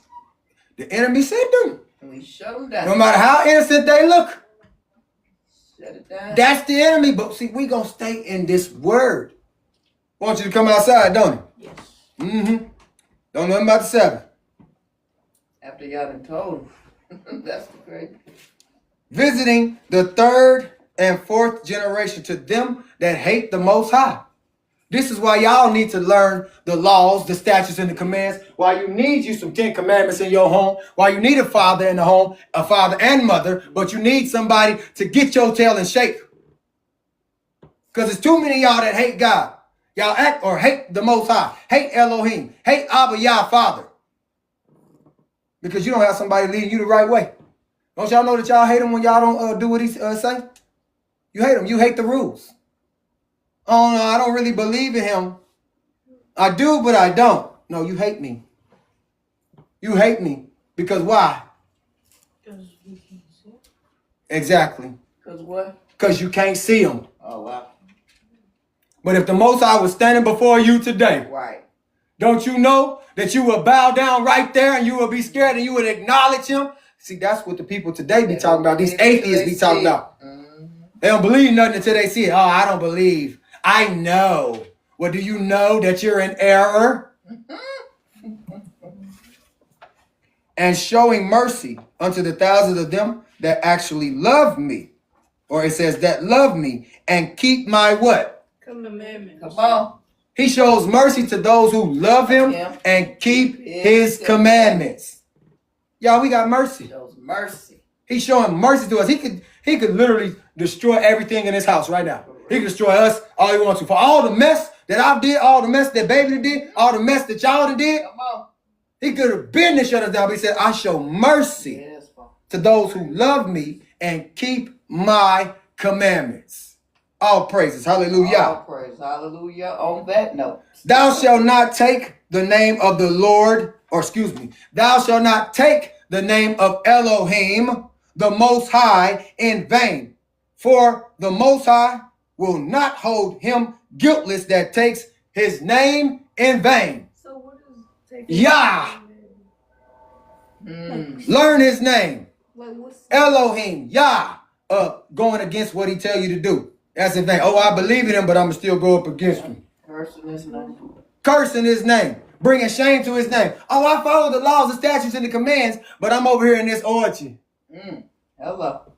I follow the laws, the statutes, and the commands, but I'm leading people astray on the backside of things. But when I'm on these platforms, oh, I'm the best thing since sliced ice cream. Come on, say it. I'm the best preacher. I'm the best teacher. But when I get off this joint, I'm somebody else. I got I don't know how many thousands of women. I got women on top of women, and I got men on top of men. Boy, that's how they be. Yeah. Taking the Most High's name in vain, like he don't see that jack dog thing. Telling you not to commit adultery. Yeah, telling you not to do it. But then, hey, cheat. join up with my camp. Come on with me, y'all. Join up with my camp. But leading the people astray at the wrong time. Come on, y'all. Join y'all Judah. Join this camp. Sign this petition. Nigga don't even know the word. Can't even help nobody. But got all the people that follow him losing their daggone minds. Because what do? They didn't turn this man into an idol. Oh, this is the Son of Man. Can't nobody preach the word. Can't nobody teach the word but the Son of Man. Who's the Son of Man? Yahweh Judah. Lie. How is he the Son of Man? He can't even heal his own eyes. Lord have mercy. You're supposed to be able to do some things that show that you are who you say you are. Shouldn't be wearing no glasses. Shouldn't be telling people to smoke. Right. Get high. Saying everything outside of the Most High. Everything outside the Most High. All praises. All praise. Where I'm at. Oh, remember the Sabbath day, y'all. Remember the Sabbath day and to keep it holy. This is why they had to put on them clothes, y'all. This is why they say, come, the church tell you, come as you are. Right. But the Most High tell you, put on your best when you come to see me. Scrub yourself. Clean yourself. Wash yourself. Wash your tail. Brush your teeth. Get the crust out your eyes. Don't be coming to him any kind of way. You better come to me like you got some respect for me. Come to me dirty. But the seventh day is the Sabbath of the Most High Elohim. Your Elohim. Your God. Your Father. Your Creator. In it you shall not do any work. Thou, nor thy son, nor thy daughter, nor thy manservant, nor thy maidservant, nor thy cattle, nor thy stranger that is within your gates. Don't y'all know it was strangers with them that was in the gates? But it wasn't supposed to be no work done. You know who the people began to copy? They began to copy us because we don't keep his Sabbath day. We don't work 6 days a week and then rest. No, we go out and we do whatever we want to do. As a matter of fact, you could probably watch a game today. Super Bowl. If it is today. An all-star game, if it come around. I'm not saying it's today, but anything. That's what we do. And everybody, let's go follow them Negroes. Let's go follow Yasharel. Well, we say Yasharel now, but let's follow the niggas. Let's follow the Negroes. Follow them black folk. Let's follow the African Americans. Let's go do what they do. Let's go listen to what they got, what they talking about. Let's go to their concerts. Let's go cheer them on. So you mean to tell me if somebody was in our household that did not keep the Sabbath, they in your household, and say they in the back doing their thing, watching TV, playing music or whatnot, are they supposed to join you? Or are they supposed to just stay back there and do it? They supposed to come in here and join in. Okay, that's what I thought. That's what I was reading, but I'm just making sure that we seeing it the same way. Yeah, they supposed to come and join in. But see, the head of the household, hey, either you gonna come participate or you gonna have to get out. Right, that's how I see it as well. You can't just sit back there and sleep all day. You can't sit back there and creep all day or listen to the music that you want to listen to all day. No, you need to join in and learn this word. That's going to save your life. Okay.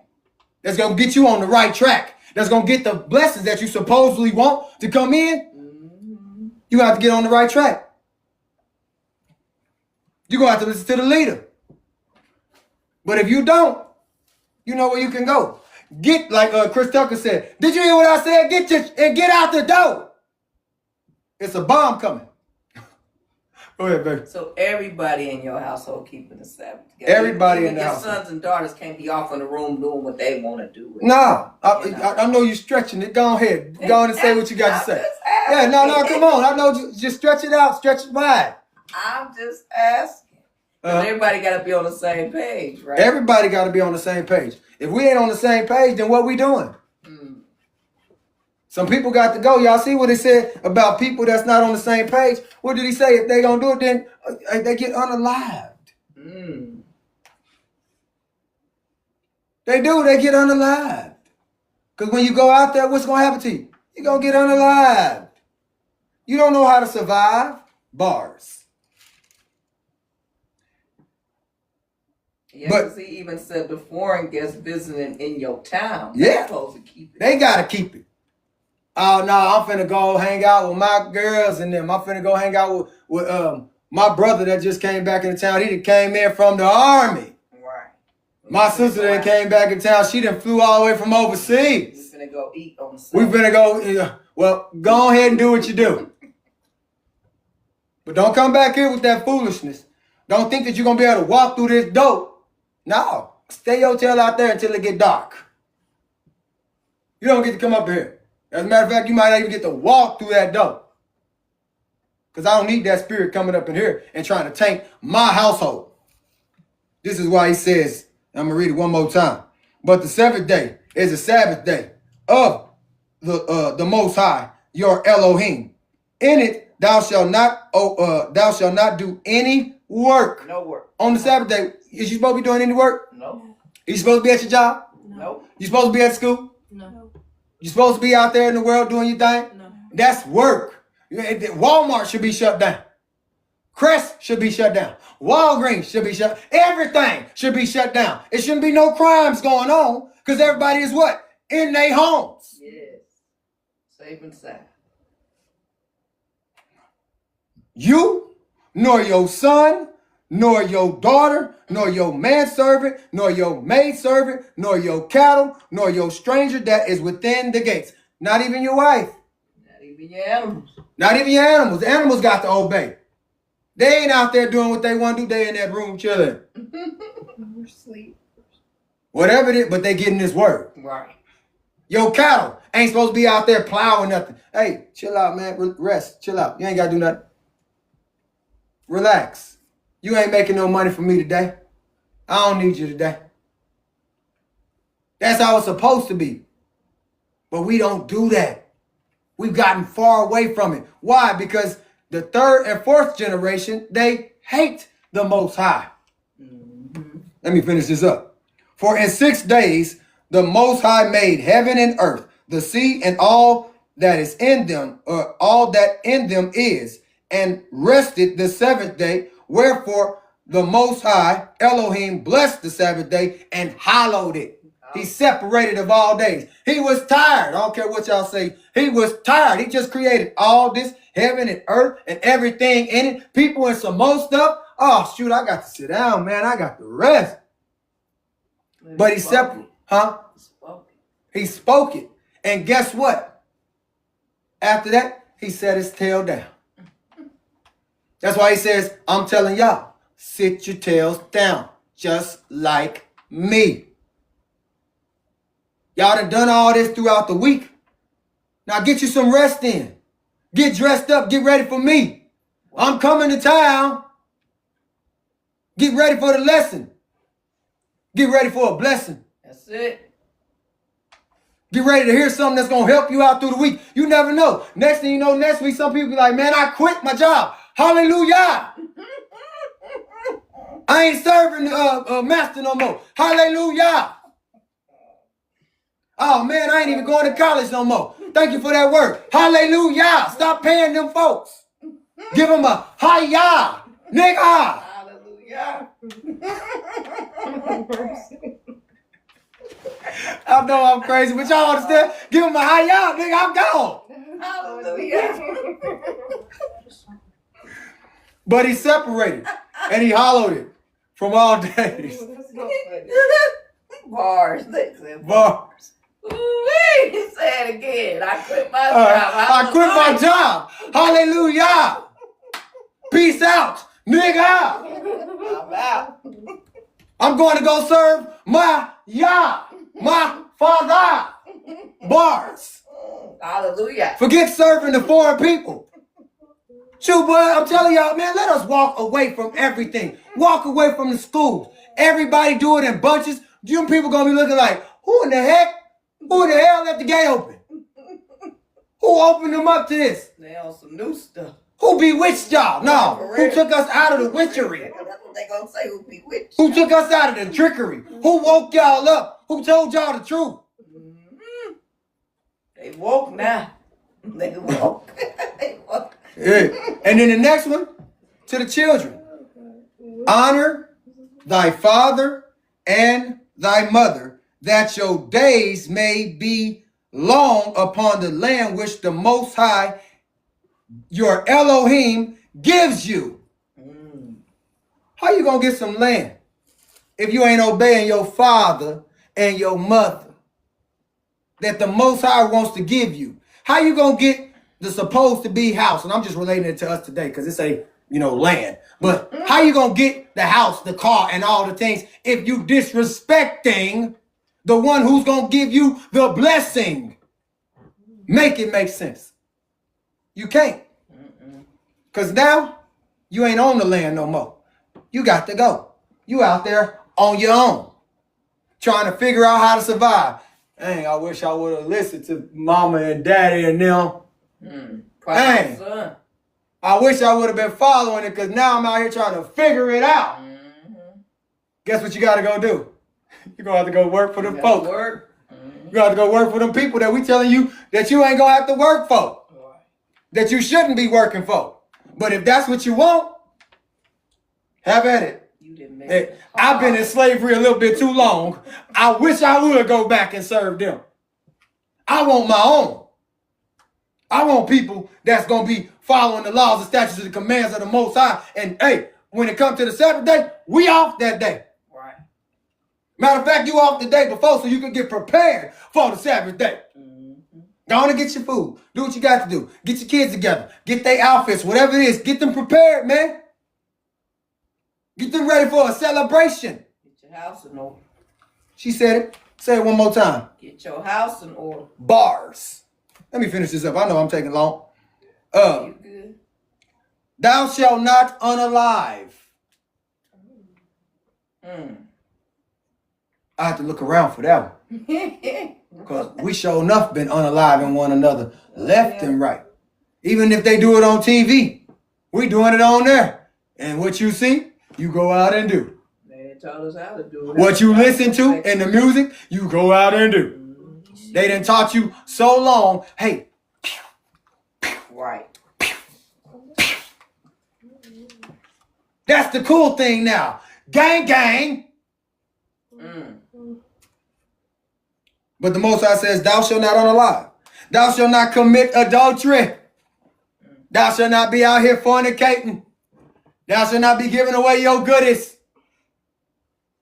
Thou shalt not be messing with somebody else's husband, somebody else's wife. Son and mama shouldn't be messing with each other. Daughter and father shouldn't be doing it. Uncle and niece shouldn't be getting it in. Or nephew, whatever it is. This stuff should not be going on. Get your household in order. Get your children in order. Teach them the ways of the Most High. Teach them to hold themselves. Hold on to that precious thing that the Most High has gifted you with. Thou shalt not steal. Don't be taking nothing that ain't yours because you coveting. Thou shalt not bear false witness against your neighbor. Don't be lying on nobody. Thou shalt not lie. How about that? That's it. No lie. Don't bear false witness against your neighbor, against your sister, against your brother, against your mother, against your father, against your uncle, against your cousin, against your auntie. Nobody. Against your friends. Against nobody. Thou shalt not covet thy neighbor's house. Thou shalt not covet thy neighbor's wife. Nor his manservant, nor his maidservant, nor his ox, nor his ass, nor anything that is thy neighbor's. Don't be jealous of anything that they got. Oh, they got a nice dog. I want one too. I'm going to go steal it. Thou shalt not steal. What's right above it? Oh, I want that man's wife. Boy, I can do some strange things to her. You're coveting. You're wanting to steal her away from her husband. Oh, I want that man right there, girl. She don't know what she got over there. I want that one. You're coveting. You're trying to steal them. Oh, I want their house. Oh, I'm jealous that they got that house with that big old yard. They got that nice car. Yeah, it's making sense, ain't it? A lot of people is jealous of what you got. They coveting. But what they coveting, they can have for themselves. All they would have to do is do what? Follow the laws, the statutes, and the commands of the Most High. You wouldn't have to be jealous of nothing. You wouldn't have to go out there and steal nothing. You wouldn't have to take nothing. The Most High will give it to you. I'm living proof. This house, everything we got, this car, everything. It was given to us because what we started doing. Then he says, I have mercy on those who love me and keep my what? Amen. Bars. And all the people saw the thunderings and the lightnings and the noise of the trumpet and the mountain smoking. And when the people saw it, and they removed and stood afar off. And they said unto Moses, speak thou with us, and we will hear. But let not let not Elohim, let not the Most High speak with us, lest we unalive. Right. No. Hey, Moses.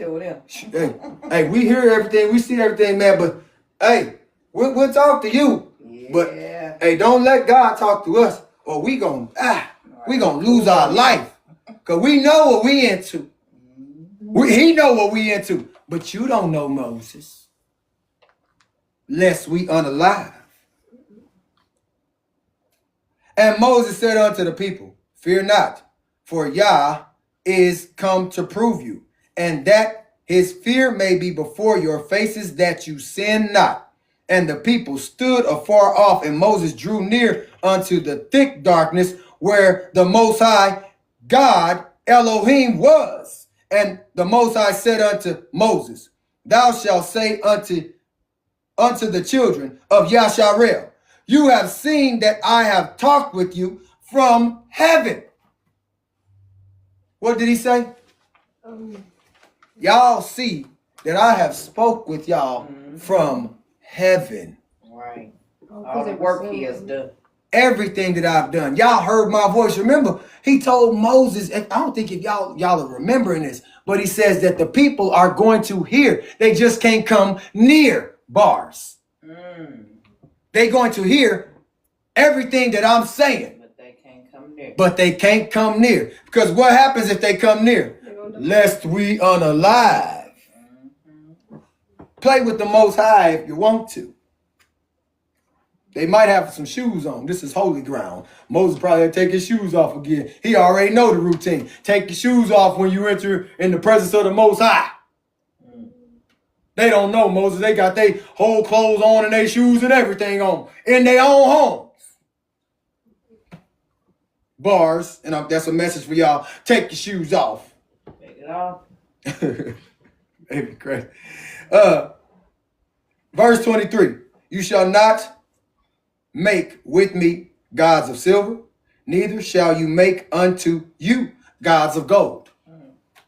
What y'all think is around them people's necks today? Chains. What are those chains? Gold.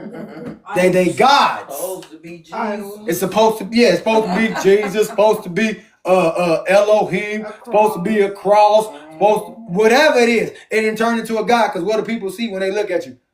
Money. Right. Oh, he got money. She got money. Walk around here chingling like a daggum cowbell. For real. Sound like you got a roll of pennies in your pocket. Just from the chain. Just from them chains, that fake gold, that fake silver that you done turned into an idol. Now you got people, oh, they got gold, they got silver. Look, girl, he got bread. Girl, he got money. He ball. Yes, he balling. I'm talking about money so tall, all just want to fall. So far. And an altar of earth thou shalt make unto me, and shalt sacrifice thereon thy burnt offerings and thy peace offerings, thy sheep and thine oxen. In all the places where I record my name, I will come unto thee, and I will bless thee. Everywhere that he does what? Records his name. So everywhere that you go, don't you know my name is being recorded right now? You start talking about me, altar, sacrifice. We got to sacrifice to the Most High. We got to eat. We got to have a feast. We got to have something that goes for the Most High. Everywhere that he go, his name is recorded. He said, I will bless you wherever my name is recorded at, wherever it's mentioned at, wherever it's celebrated at. It will be a recorded thing. Not necessarily this right here, but it's recorded in heaven. All praise to the Most High. Hallelujah. Right, let me finish this up. I know I keep saying that.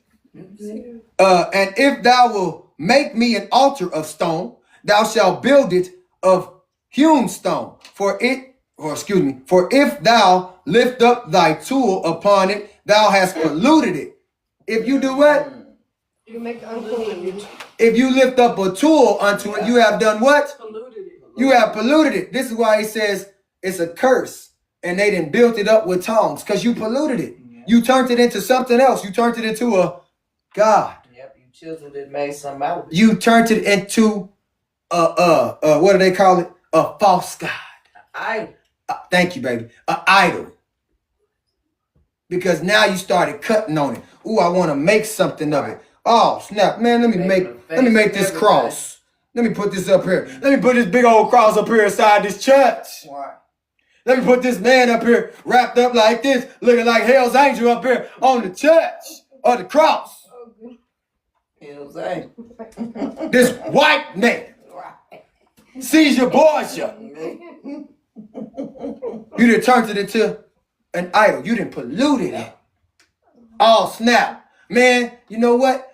I'm put a cross on now. I'm about to make me some gold. You done turned it into an idol. You done polluted the gold. You done polluted the silver. Matter of fact, when they put stuff on your dollars, on your money, guess what it is? Polluted. Because it's a whole bunch of symbols on there. Whole bunch of idols on there. Big Ben. I got me some bread. Get them all about the Benjamins, all about that mighty dollar. Neither shalt thou go up by steps unto mine altar, that thy nakedness be not discovered thereon. Don't be going up there with that little they call it a dress or whatever it is. I don't know what they call it for the men. A robe, thank you. A robe. And you ain't got nothing on upon it. You don't be walking up those steps so somebody can see your future.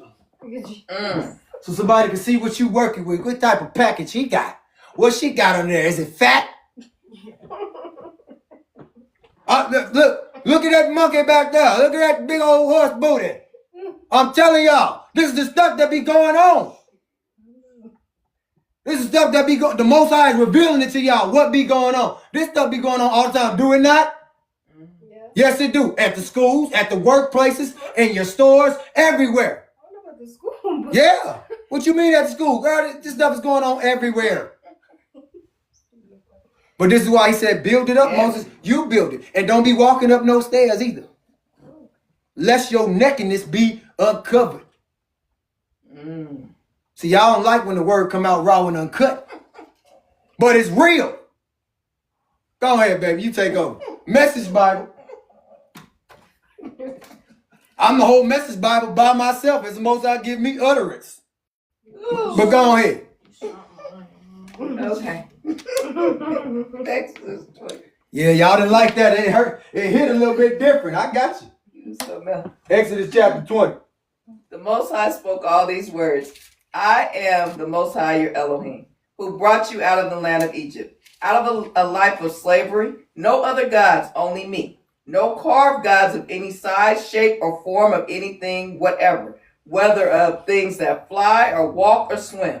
Don't bow down to them and don't serve them, because I am the Most High, your Elohim. I am most jealous Elohim, punishing the children for any sins their parents pass on to them, to the third, and yes, even to the fourth generation of those who hate me. But I'm unswervingly loyal to the thousands who love me and keep my commandments. No using the name of the Most High, your Elohim, and curses or silly pander. The Most High won't put up with the irrelevant use of his name. Observe the Sabbath day to keep it holy. Work 6 days and do everything you need to do. But the seventh day is a Sabbath to the Most High, your Elohim. Don't do any work, not you, nor your son, nor your daughter, nor your servant, nor your maid, nor your animals, not even a foreign guest visiting in your town. For in 6 days, God, the Most High, made heaven, earth, and sea, and everything in them. He rested on the seventh day. Therefore, the Most High blessed the Sabbath day, and he set it apart as a holy day. Honor your father and mother so that you'll live a long time in the land that the Most High, your Elohim, is giving you.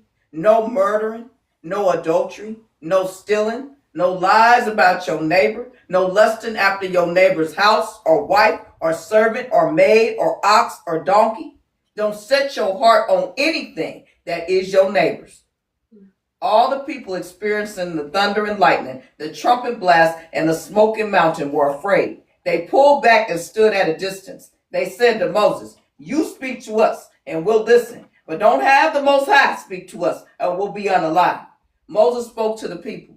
Don't be afraid. The Most High has come to test you and instill a deep and relevant awe within you so that you won't sin. The people kept their distance while Moses approached the thick cloud where the Most High was. The Most High said to Moses, give this message to the people of Israel. You've experienced firsthand how I spoke with you from heaven. Don't make gods of silver and gold and gods of gold and set them alongside me. Make me an earthen altar. Sacrifice your whole burnt offerings, your peace offerings, your sheep, your cattle on it. Every place where I cause my name to be honored in your worship, I'll be there myself and I will bless you. If you use stones to make my altar, don't use dressed up stones. If you use a chisel on the stones, you'll profane the altar. Don't use steps to climb to my altar because that will expose your nakedness. I told you, even in the Message Bible, it said it. That's what he's saying. He's talking about don't climb up the mountain because you're going to show yourself. You show yourself. You know? But okay, let's just make it make sense. nakedness. Let's make it make sense. Do some of these people go into these places to expose themselves today? And they ain't even got no stairs. Come on. You can see through their clothes, their future. All in the front. All in the front, you can see every part of their future. I ain't gonna go into depth with it. It hurts y'all's ears. But you understand what I'm saying? You telling the truth. Yeah. Girls want to be wearing their pants so you can see the crack of their butt. Mm-hmm. They used to talk about boys sagging. Now the girls, they got the hip huggers that stop right here. And you can see the crack of their tail. Or the dresses that hug. Yeah, or the dresses that be hugging them so right eloquently to where you can see all of their curves. They got the nerve to be proper lying, talking about you a prophetess or whatnot, and dressing like that. Oh, yeah. We gonna leave that alone. No, we gonna talk about it. Leave nothing alone. Talking about they a prophetess, but you up there looking like a $2 hoe. Looking like Nicki Minaj's grandma. Yeah, looking like you could be Nicki Minaj's auntie or grandma. Up here with that caboose, calling yourself a prophetess. Mm-hmm. You know who I'm talking to. Yep, makeup looking like a clown. Makeup on there looking like a clown. You hear baby in the background. Got these girls out here. Ooh, look at her. Yeah, look at her. She gonna lead you astray. Don't know. I love my beauty. I love my body. Okay, but you ain't got to show it off to everybody. It's all right to love yourself. It's all right to hug yourself. But is it okay to expose yourself? No. Just because you got it? Yeah, the Most High said cover it up. Cover yourself up. That's to the brothers too. We ain't just gonna pick on the women. We talk about the brothers too, because there's some strange brothers out here too. Cover it up. That don't know how to cover themselves. I want to show my package. I want to show my chest. I want to show what I'm working with. Gray sweatpants. And you ain't got to show everything to prove a point. You don't. Why are you advertising yourself for people to see you? If we up here doing it for the Most High. Yeah, if you're supposedly doing it for God, why are you advertising yourself then? Why are you showing off your goodies? Is that to lure people in? To draw them in? That's witchery. That's witchcraft. That's warlockian stuff. Chapter 20. Shabbat Shalom. Chapter 21, I mean. My bad. 21. Y'all know how it is, man. Now these are, Say 21. 21. Now these are the judgments which thou shalt set before them. Who's setting these judgments? Moses. Who's giving them the judgments? The Lord. The Most High. Yah. Elohim. Get used to saying it. Say Yah or Elohim or the Most High. We're going to get Lord and God out of our mouths. We're going to start saying Yah or Yahuwah. Okay? Yes. Yes. All right. If thou buy a Hebrew servant 6 years, he shall serve, and in the 7th he shall go out free for nothing. How many Hebrew servants have been bought in this world? 2 men. That ain't went out free. Huh? In this place. 2 men.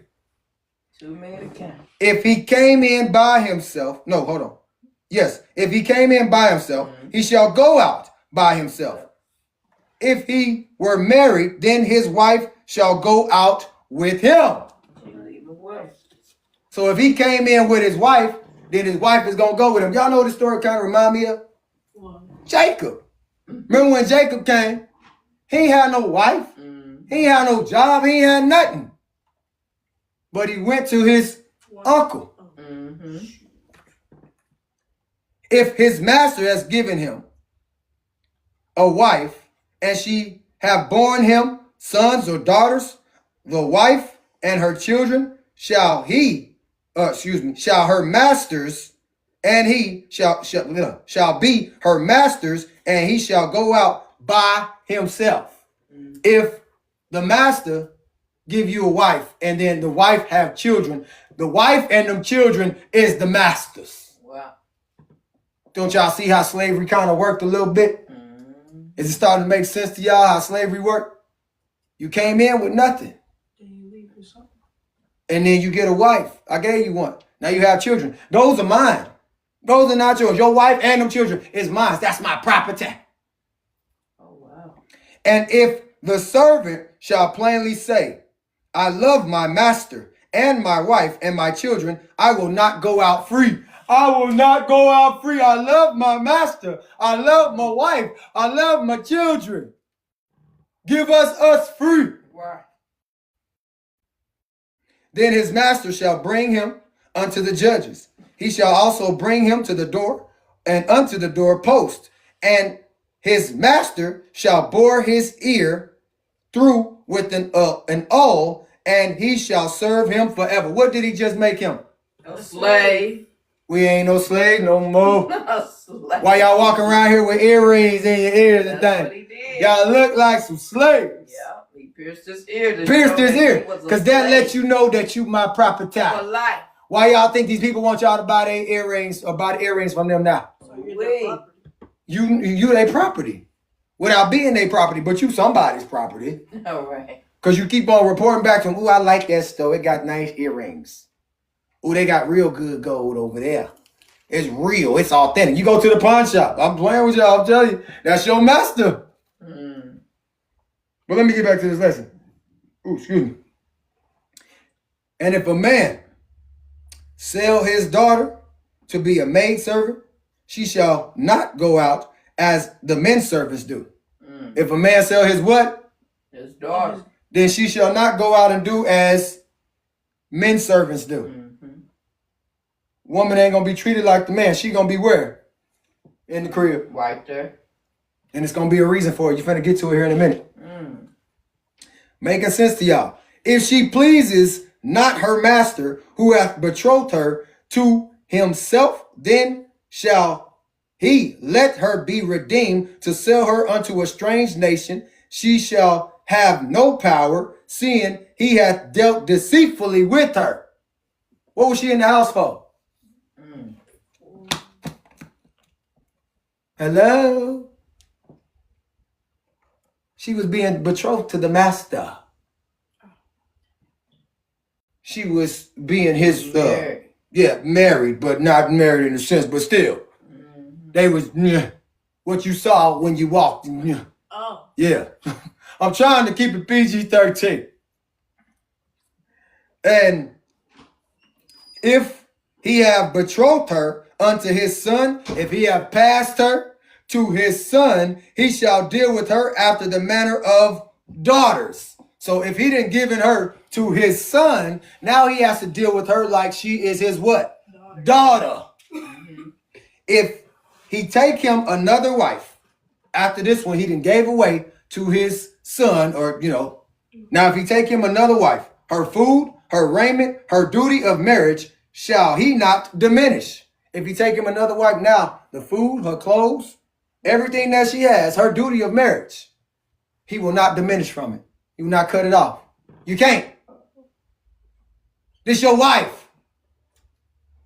And if he do not these three unto her, then shall she go out free without money. If he don't do this for her, then she free to go without money. Wait a minute. The divorce that we do today, if we ain't doing what we supposed to do, then she should be able to go out free with no money. Because you ain't supposed to have the money. But the strange nation that we under right now tell you, you got to have the money. You got to have the bag.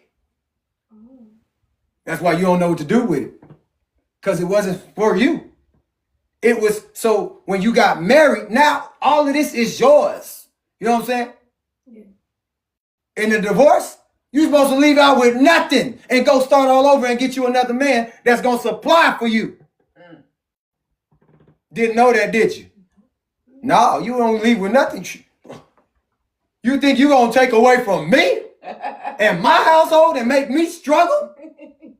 No, you one decided that you wanted to go. Or you said, I wasn't doing my job, so you decided to go. Go get you another one then. Go find you somebody that's going to take care of you. You ain't going to take my stuff with you. Go get you another you. In a minute. Let me finish this up. He that smites a man so that he unalives or pass away shall be surely put to unalivement. If you take somebody out, don't you know that you're supposed to be put to unalivement? Yeah. An eye for an eye, a tooth for a tooth. Yeah. A life for a life. That's it.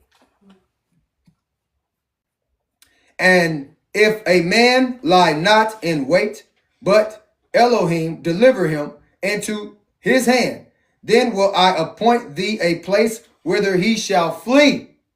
What did that say? Read it. It's right there in front of you. 13. Y'all looking at it? Or y'all want me to break it down to you? Yes. Boy, I don't understand. Y'all looking right at the same thing that I'm looking at.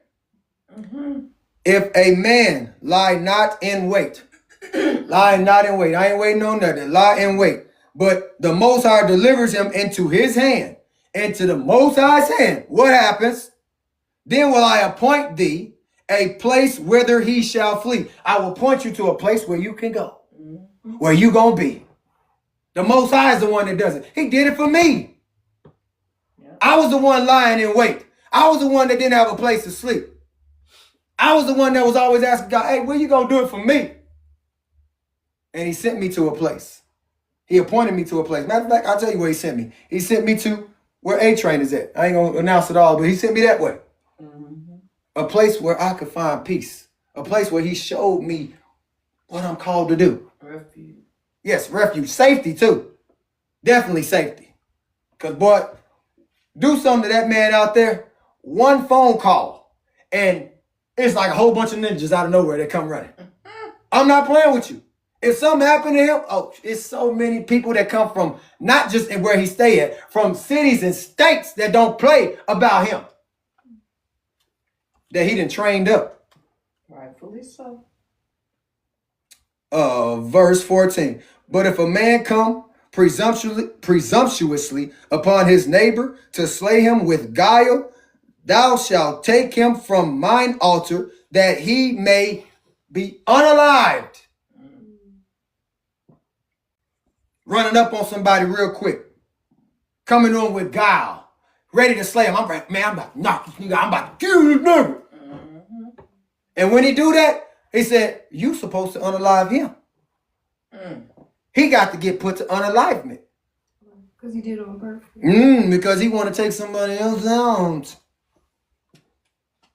And he that steals a man and sells him, or if he be found in his hand, he shall surely be put to unalivement.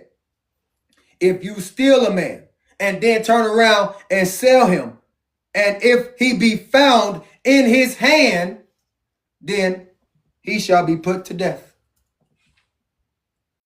And he that curse his father or his mother shall surely be put to unalivement. Oh, whoa, whoa, whoa, whoa, whoa.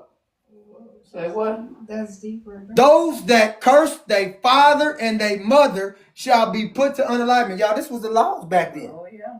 But now y'all can break the law. I ain't not listening to you, mama. I ain't listening to you, daddy. You ain't my daddy. You ain't my mama. You don't pay my bills. You ain't running nothing. Ain't that right, Jerry? Ain't that what they say? You ain't running nothing. I can go out there. Okay. It said you supposed to be put to unalivement. And you will. Going out that door. You be put to unalivement. They say worse than that. Now you keep it in PG. But they be cussing them folks out. Well, I gotta keep it PG because they be trying to shut me down. No, I'm just saying. Right. Yeah, they be cussing them out. You know who you learn that from? Other nations. Oh, yeah. Who don't know how to discipline their kids. Who don't know how to teach them some respect. You got 3-year-olds that be cussing their mama out. I wish a little kid would. What to do. I wish, and that's why when they come here, I wish you would. I will check you so quick you'll run up out this door. For real. Or you gonna sit down and you gonna mind. Ask the little one to come over here. You gonna know who's running things. Yeah. That part. You ain't finna clown around? Mm-mm. You gonna clown around? You might head on back out that door. That don't fly up in here. Mm-mm. You think you gonna watch whatever you want just because you got a phone? No. You ain't running jack. That stuff get checked at the door. For real. Over here, I don't tolerate no disrespect. And y'all know that. How many times your door done been taken off the hinges? Twice. Hello. How many times y'all done lost y'all privileges in this house? Can't even count on your fingers. Because I don't tolerate no disrespect. Tolerate no foolishness. How many times I stopped paying bills? Because I don't tolerate no disrespect. Y'all understand? That's how the Most High is. He don't tolerate no disrespect. He will cut everything off. Disrespect the hand that feeds you. Disrespect the one that's taking care of you. And watch what he do. I will remove him and let him go somewhere else and build with somebody else. Bars. That's why he removed me from where I was at beforehand and put me over here. And he's like, I got somebody for you that ain't going to get no disrespect. That ain't going to treat you like you ain't the prize. Because they recognize bars. Let me finish this up, y'all. And if men strive together, and one smite another with a stone or with his fist, and he pass away not, but keeps his bed, If he rise again and walk abroad, his staff, then shall he that smote him be quit. Only he shall pay for the loss of his time and shall cause him to be thoroughly healed. You know what he said? I'm gonna tell y'all, fight against one another, and I knock you out, or I put you in the hospital, or whatever it is. I'm supposed to pay your doctor bill. I'm supposed to pay for you to get healed. That's right. That ain't supposed to come out of your insurance. That ain't supposed to come out of your pocket. It ain't supposed to hit your household. It's supposed to hit the one that smoked The you. one that did it.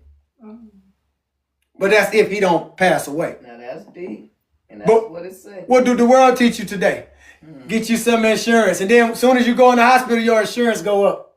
Because you hurt. You gotta pay for it. Something don't make sense here. Somebody is collecting a little bit too much. Why is my household suffering for my suffering? I'm supposed to be getting healed. Or you get in a wreck. They want to say, oh, well, your insurance just went up because you got in a wreck. Well, I didn't hit them. They hit me. My insurance should go down. I was following the laws of the land. I was following the safety rules. They should be the ones. They should be the ones that's paying. This is why insurance is the devil. You gotta pay for it. Mm-hmm. And if a man smite his servant or his maid with a rod, and he pass away under his hand, he shall surely be punished. Why didn't the slave masters get punished? For all the hurt and harm that they did to us. Because they knew that we didn't know these rules. And all of them YT folks wasn't going to let none of us punish them. They wasn't going to let nobody punish them. This is why they get to do stuff in the judicial system. They don't get to get punished for the stuff that they do. Oh, but the Most High done heard conversations that we was unaware of. He done heard things and seen things that we knew nothing about. Oh, they gonna get they just due. Vengeance is mine. And I shall repay. It's coming. Notwithstanding, if he continues, notwithstanding, if he continue a day or two, he shall not be punished, for he is his money. Property. So if he keep on working, he shall not be punished. If he continue a day or two, then he will not be punished. Because guess what? His work then paid off his debt. If he survived a day or two. Yeah.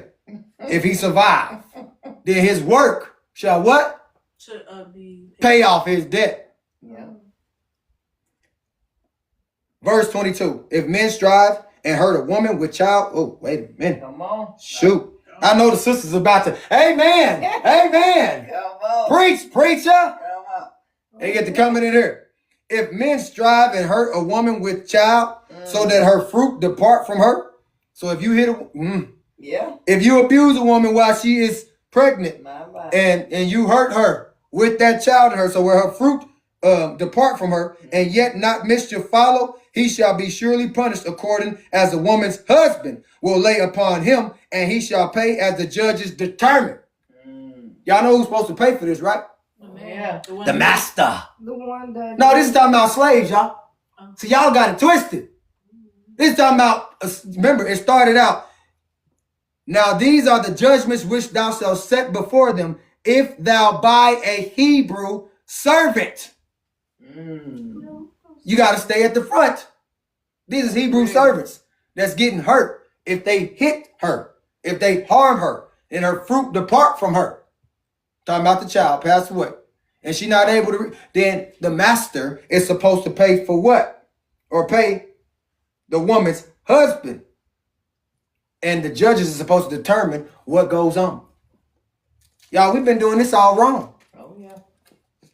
Uh-oh. And it's plain as day right here. And if any mischief follow, then shall give life for life. If anything follow after that, what happens? A life, for a life. You took my baby's life. Right. So now I'm saying. Now I'm going to take yours. Laws, y'all, that we don't even follow no more. Ooh, if we was following these laws, don't y'all know it wouldn't be too much reproduction going on. Right. Folks would get knocked off left and right. Eye for an eye, tooth for a tooth, hand for hand, foot for foot. If you chop off mine, I'm chopping off yours. You chop off one mine, I'm chopping off yours. If you take one of my eyes, I'm taking one of yours. You take one of my children, I'm gonna take one of yours. My.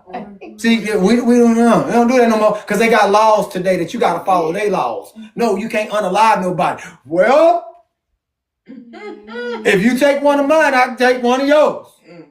If you hurt my wife, boy, I like these rules a little bit better. Right. Make more sense. Make a whole lot more sense. Burning for burning, wound for wound, strike for strike. That means if they slack you on the back, you get to smack them on the back, Django. That's why they didn't tell him. What? That's why the slave masters and taskmasters didn't tell him. That's why they took this from them. Because if we would have knew, if we could read, if we could comprehend, then we would have been like, dang, man, guess what? Hey, they didn't hit me. We get to go hit them. He done tagged my wife and took my child away. I get to go to his wife and take his child away. Eye for eye, tooth for tooth, hand for hand, foot for foot. Makes sense. Stripe for stripe. I really do. I like these rules a little bit better. Fair and just. Yes, fair and just. Somebody said that? Yeah. And if, wait a minute. And if a man, verse 26, y'all. And if a man smite the eye of his servant or the eye of his handmaid that it perish, he shall let him go free for his eye's sake. If he take out your eye, punch you in the eye where you can't see, they were supposed to let you go free. Right, you can't see. Because you can't see. What can you do with one eye? Nothing. No, they just put a patch over your eye and say, hey, you can still work. No, they don't say none of this. They don't go by this. No, they don't go by this. That's like people at the job today. Yeah. We can relate it to today. I know we're talking about back in the day, but relate it to today. Something happened to your eye. You ain't supposed to work no more. What can you do? You got one eye. Right. You need two. The Most High gave you two. It's like letting the blind come to where hey out, but you can't see out your left eye, but you see out your right eye. So you got to turn all the way over here. So letting the blind man drop. You got to work with one eye. That's I it. don't know how that was going on. You can't do the work that you're supposed to do. You done messed up my eye. Facts. He shall let him go free for his eyes' sake. And if he smite out his manservants too. Y'all remember on Django? Y'all probably haven't seen it, but they took out the man's teeth. I know you. Knocked his teeth out just so he can eat.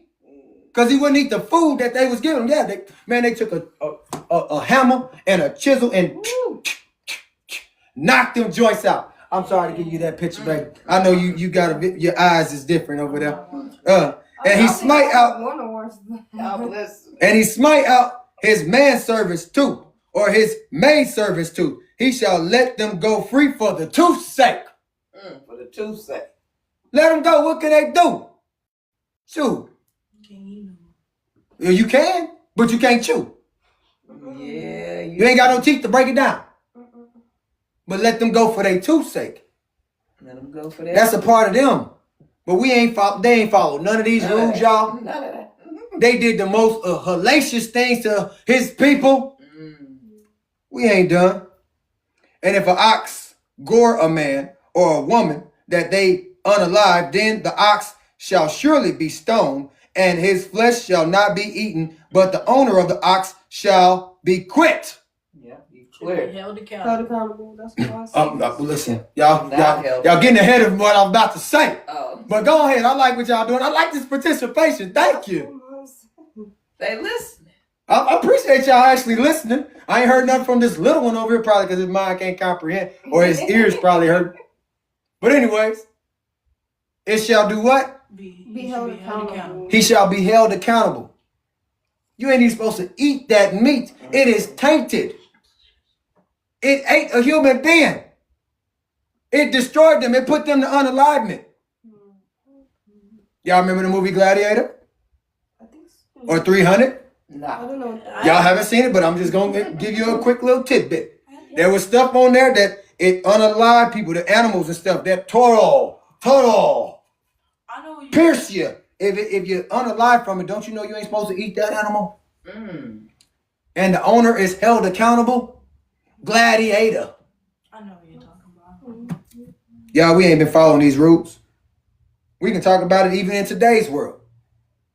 what be going on. The stuff that they be doing. How they running up and down the field, or they running up and down the court, or on them horses, on them animals. Yeah.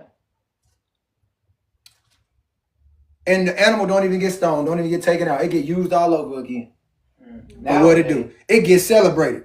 If there be laid on him a sum of money, then he shall give for the ransom of his life whatsoever is laid upon him. Whatever you ask for, whatever that man's life is worth for, you supposed to pay that. Nah, they put stipulations on it. Now you can't ask for $1 million. That man's life was worth way more than that. Right. That woman's life. Babies. Whether he have gored a son or gored a daughter, according to this judgment shall it be done unto him. Dang, when it comes to the children, the Most High don't play. Whether it be a son or a daughter, shall it be done unto them. I'm going to let baby rehearse because it's probably a little bit more detail. If the ox shall push a manservant or a maidservant, and he shall give unto their master 30 shekels of silver, and the ox shall be stoned. And if a man shall open a pit, or if a man shall dig a pit and not cover it, an ox or an ass fall therein, the owner of the pit shall make it good and give money unto the owner of them, and the unalive beast shall be his. If you dig a pit and somebody fall into it, or anything fall into it, that owner is held accountable because you didn't cover the pit. Don't that kind of sound like when you driving down the street and them holes that be in the street, them potholes, right, mess up your whole car? Huh? Think about Psalms 35. They dug a pit for me. Mm-hmm. That's why God had punished them. Yeah. They didn't cover the pit. They go, okay. They didn't cover the pit. The owner of the pit shall make it good and give money unto the owner of them, and the unalive beast shall be his. And if one man's ox hurt another's, that he be unalive, then they shall sell the live ox and divide the money of it, and the unalive ox also they shall divide.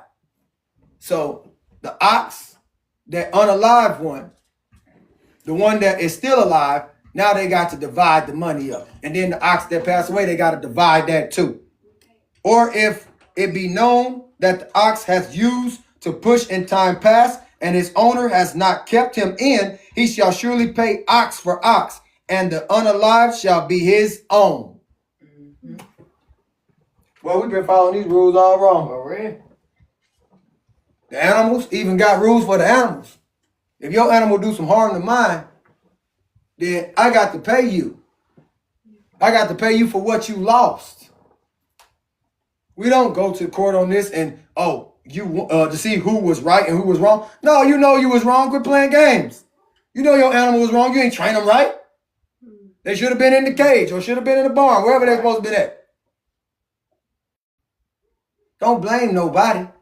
Especially if it kept going on numerous of times. Right. And this is going on a lot, even today. Go ahead, baby. You can read, and I think we're going to come to a close because it's pushing on close to 3 hours. Okay, I'm going to read Exodus chapter 21 in the Message Bible. These are the laws that you are to place before them. When you buy a Hebrew slave, he will serve 6 years. The 7th year, he goes free for nothing. If he came in single, he leaves single. If he came in married, he leaves with his wife. If the master gives him a wife and she gave him sons and daughters, the wife and the children stay with the master and he leaves by himself. But suppose the slave should say, I love my master and my wife and children. I don't want my freedom. Then his master is to bring him before the Most High and to a door or doorpost and pierce his ear with an awl and sign that he is a slave for life to him.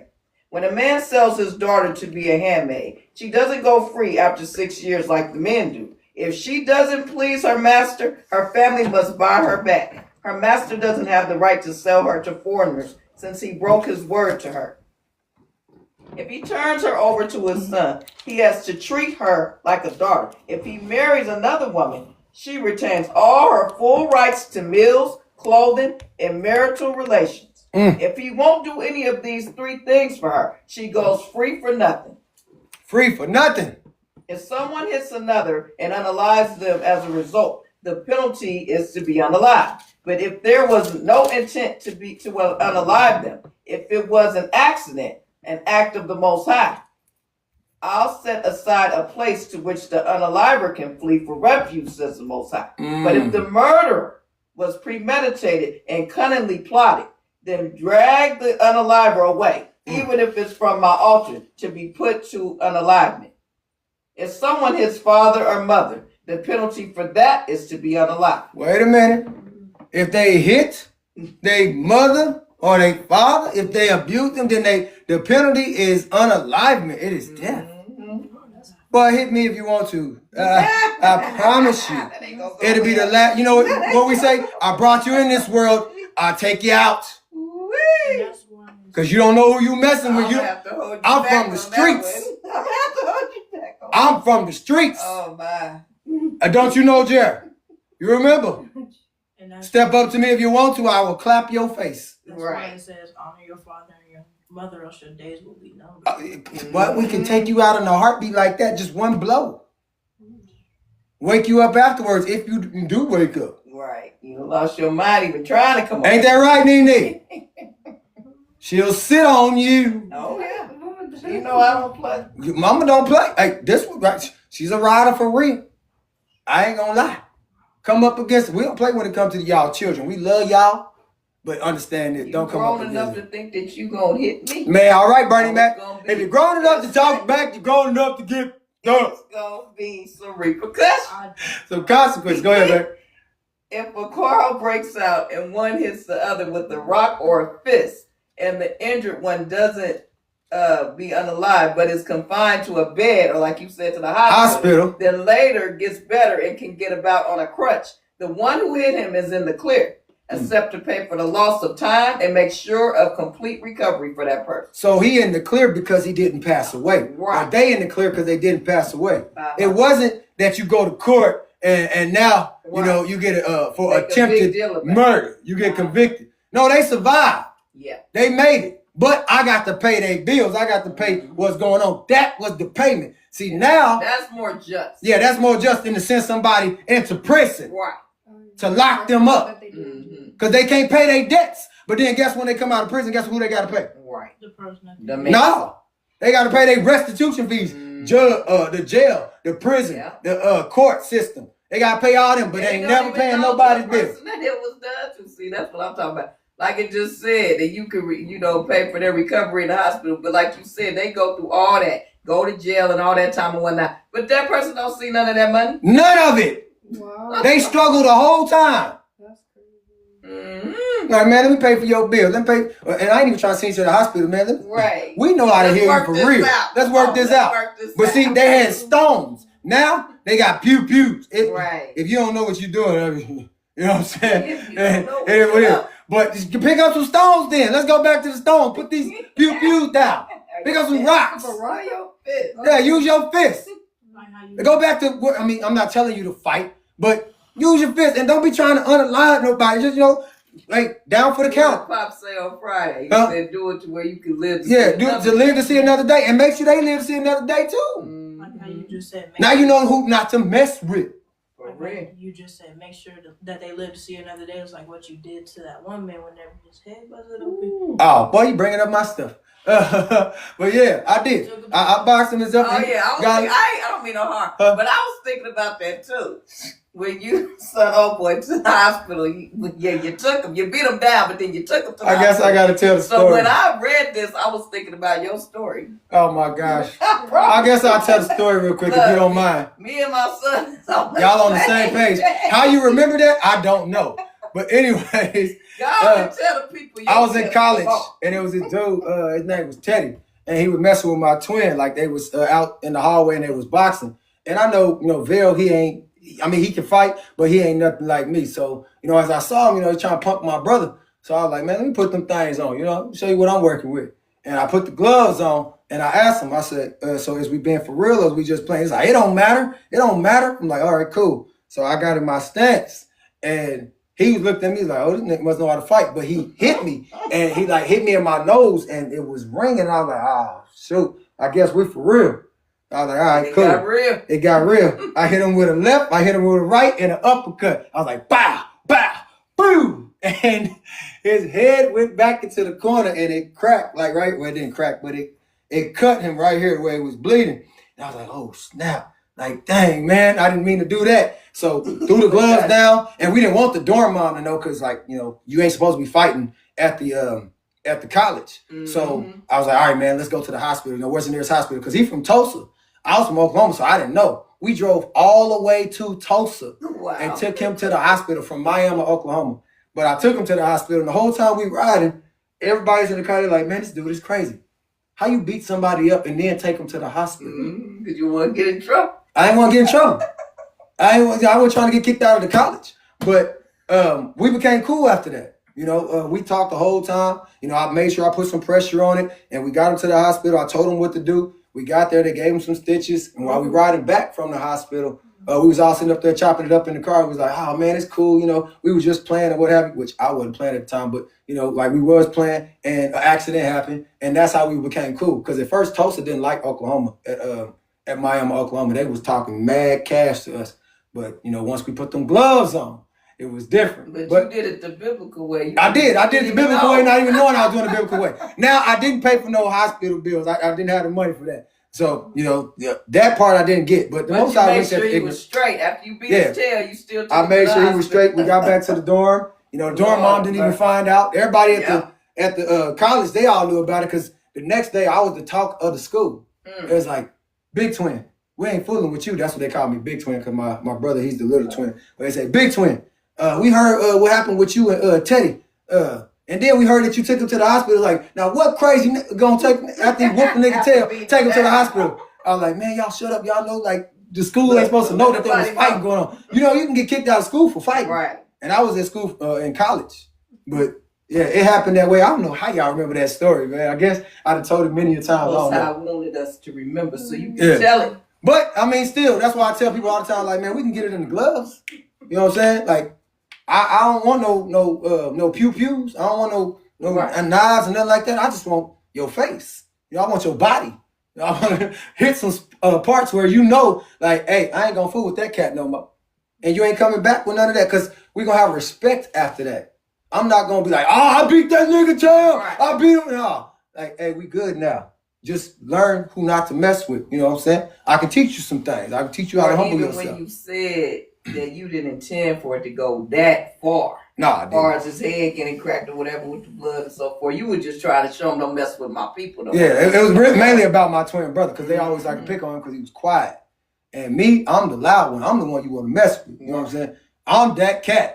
I'm that one that, hey, come on, let's get it in, bro. Tag me in. I'm ready. You know what I'm saying? Like, shoot. I ain't saying hold me back or none of that. Look, hey, let me go. Let me get it in. You know what I'm saying? That's why I said, shoot, I should have been a boxer. For real. Because all I'm going to do is, hey, man, come on, man, get up. I appreciate you. You know what I'm saying? You know, that's how I am. I don't want to bring no hurt or harm nobody. I don't really want to, you know, inflict so much pain on you, but I do want to gain your respect. And that's how I get it all the time. Jerry, I got your respect. I got LJ respect. I mean, it's sometimes I had to, like, y'all like that sometimes. You know what I'm saying? But I got your respect. Nene, I done got yours. I don't put my hands on you, but I learned, she learned I got her respect. And Mama definitely got it. Because she don't want her to, you know, her no more. She don't want her to raise up, because that one right there, she could throw. That's why I'm like, shoot, I'm going to let her go. Let somebody come there. Yeah, I'm going to let her loose. Go ahead, baby. All right. If a slave owner hits a slave, male or female, with the stick and the slave is unalived on the spot, the slave must be avenged. Let's talk about this right here. Like, did y'all hear that? Say it one more time. Slave owner hits a slave, male or female, with a stick, and the slave is unalived on the spot, the slave must be avenged for that. That means we should have been shot. Hold on. That's like these police officers out here today that's unaliving us. Don't y'all know that if they unalive one of us, we supposed to take them, avenge them. But see, we don't do that today. Now, we got to step back. We're going to say his name, say her name. We're going to march up and down the street. Black Lives Matter. Black Lives Matter. What? How much do it really matter? Or let's protest. Yeah, all this protest and stuff, that ain't helping nobody. That ain't bringing awareness to nothing. What to bring awareness is if we start doing to them what they do to us. Well, let's go on strike. And this ain't no hate speech. No, we ain't going on no strike no more. We gonna strike somebody else. Shoot, I might need to have me a rod. Well, bam! Yeah, batters up. Batters up. Get you a rock. A stone, yeah. Ooh, wait, let me finish. Go ahead, baby. This. But if the slave survives a day or two, he is not to be avenged. The slave is the owner's property. Oh, so if the slave So if he survives, then he get to be the owner's property and he don't have to be avenged. So we gotta wait a couple days to see if he survived the treatment. But if he don't survive, we get to do what we do. We gotta be patient at that time. Yeah, he better wake up.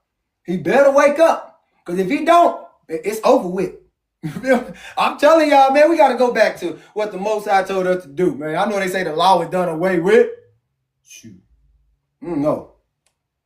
Christ, Yeshua told us that we shouldn't do it. But I don't know, man. We just ain't doing it. We just ain't doing it. You know what I'm saying? We ain't applying it. Because this is his laws. This is his statutes. This is his commands. Sense. It make a lot of sense. It make a lot of sense. These are his ordinances. Go ahead, baby. We make it hard. It don't have to be. When there's a fight, and in the fight, a pregnant woman is hit so that she loses her child, but is not otherwise hurt. The one responsible has to pay whatever the husband demands in compensation. Pay the husband. But if there is further damage, then you must give life for a life, eye for an eye, a tooth for a tooth, hand for a hand, a foot for a foot, burn for burn, wound for wound, bruise for bruise, strike for strike. Right. But hold on. Did it say give it to the woman? No. I'm just trying to make y'all. Well, it says that what the husband asked for. The husband is demanding or asking of them to pay them. But again, it does say husband. We got to stop giving it to the women. Right. Give it to the husband. We know what to do with it. And I'm not talking about the ones that's out there doing the crack and all that other stuff. They don't know what to do with it. They don't. That's why you married the wrong one. You entangled with the wrong one. Because a real one, he gonna make sure you take care of. He gonna make sure his household take care of. For real. What the husband demands. Hey, you gonna give us everything. Give us back everything. Everything. You took my baby from me. All right. If a slave owner hits the eye of a slave or handmaid and ruins their eye, the owner must let the slave go free because of their eye. If the owner knocks out the tooth of the male or female slave, the slave must be released and go free because of the tooth. Woo! You got to go. I can't. What I'm gonna do? I can't talk. I can't see. Let me go free. You'll be of no use. I ain't no use to you. What can I do? Go ahead, babe. If an ox gores a man or a woman and puts them to unalignment, the ox must be stoned. The meat cannot be eaten by the owner of the ox. Of the ox is in the clear. And the owner of the ox will be in the clear, but you can't eat the meat of the ox. But if the ox has a history of goring and the owner knew about it and did nothing to guard against it, then if the ox unalives a man or a woman, the ox is to be stoned and the owner is to be put to death. Oh! So if the owner know that this is going on, and it's been going on for a long time, then the owner's supposed to be put to unalivement. This stuff has been going on. Look at your history. Oh, yeah. It's been going on for a long time, and owners ain't taking accountability to nothing. They've been celebrated for what they do because they knocking off Yasharel. Remember, this is about you being a Hebrew servant. Go ahead, baby. Now, if a ransom is agreed upon instead of unalivement, he must pay it in full as a redemption for his life. If a son or daughter is gored, the same judgment holds. If it is a slave or a handmaid, the ox gores, 30 shekels of silver is to be paid to the owner, and the ox is to be stoned. Wait a minute. So if it's going on and something happened with the sons and the daughters, and this is still going on, it is the amount to be paid is to be paid in full, not in payments, not in increments. Oh, I'll give it to you when I get paid on the 1st. I'll give it to you on the 15th. Right. I'll give it to you at the end of the month. No, right. I want all my chippers right now.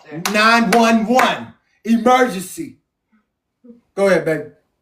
If someone uncovers a cistern and digs a pit and leaves it open, and an ox or donkey falls into it, the owner of the pit must pay whatever the animal is worth to its owner, but can keep the dead animal.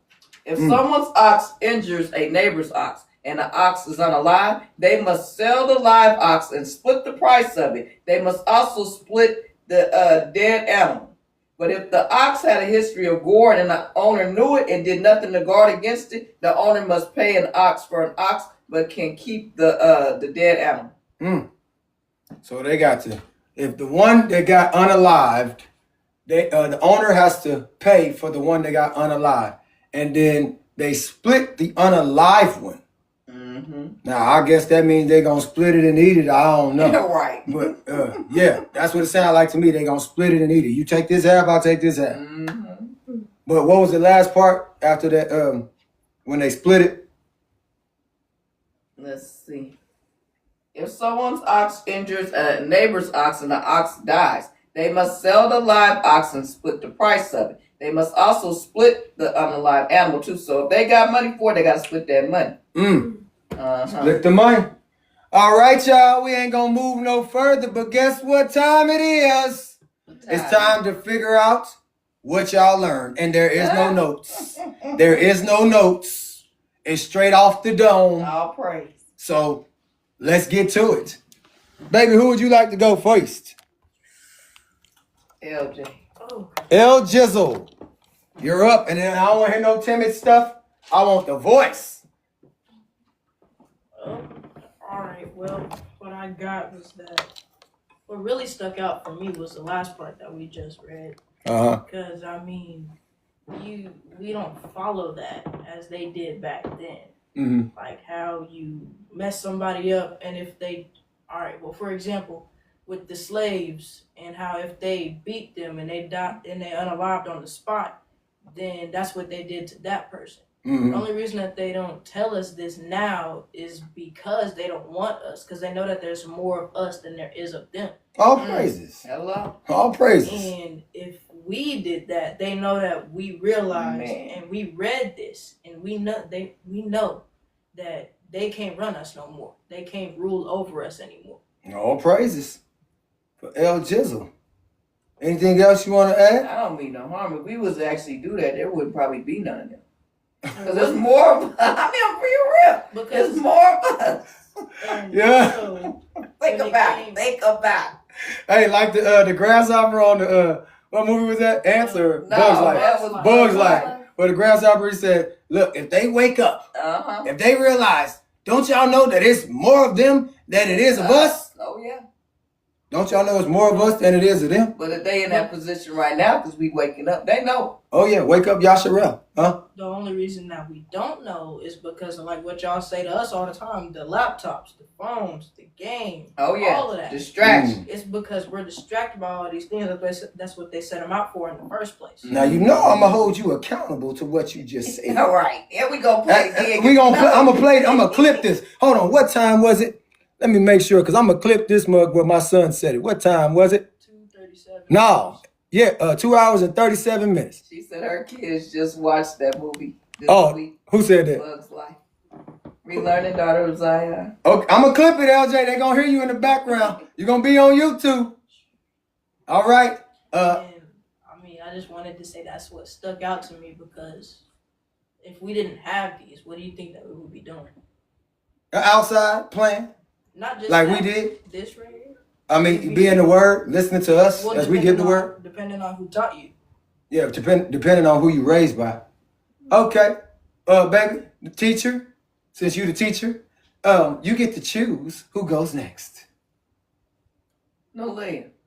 Oh, she going this way. I see what she doing. Oh. What you get from the lesson?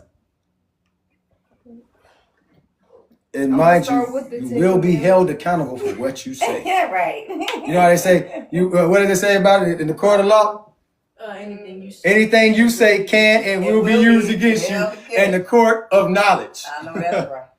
Because you know your father going to remember. But go ahead. Well, I'm going to start with the 10 Commandments. Okay, the 10 Commandments. I didn't know, I knew when they said you got to honor your mother and father and if you don't, your days will be numbered. Mm-hmm.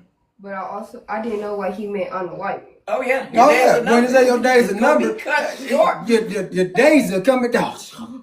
He don't play.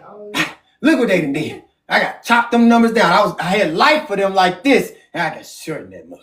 And like how you were saying, if we commit adultery, like how you said, Mhm. fathers shouldn't be with their daughters and the sons shouldn't be with their mothers. I didn't know that was going on. Oh, it's a lot of that stuff that go on in this world today, baby.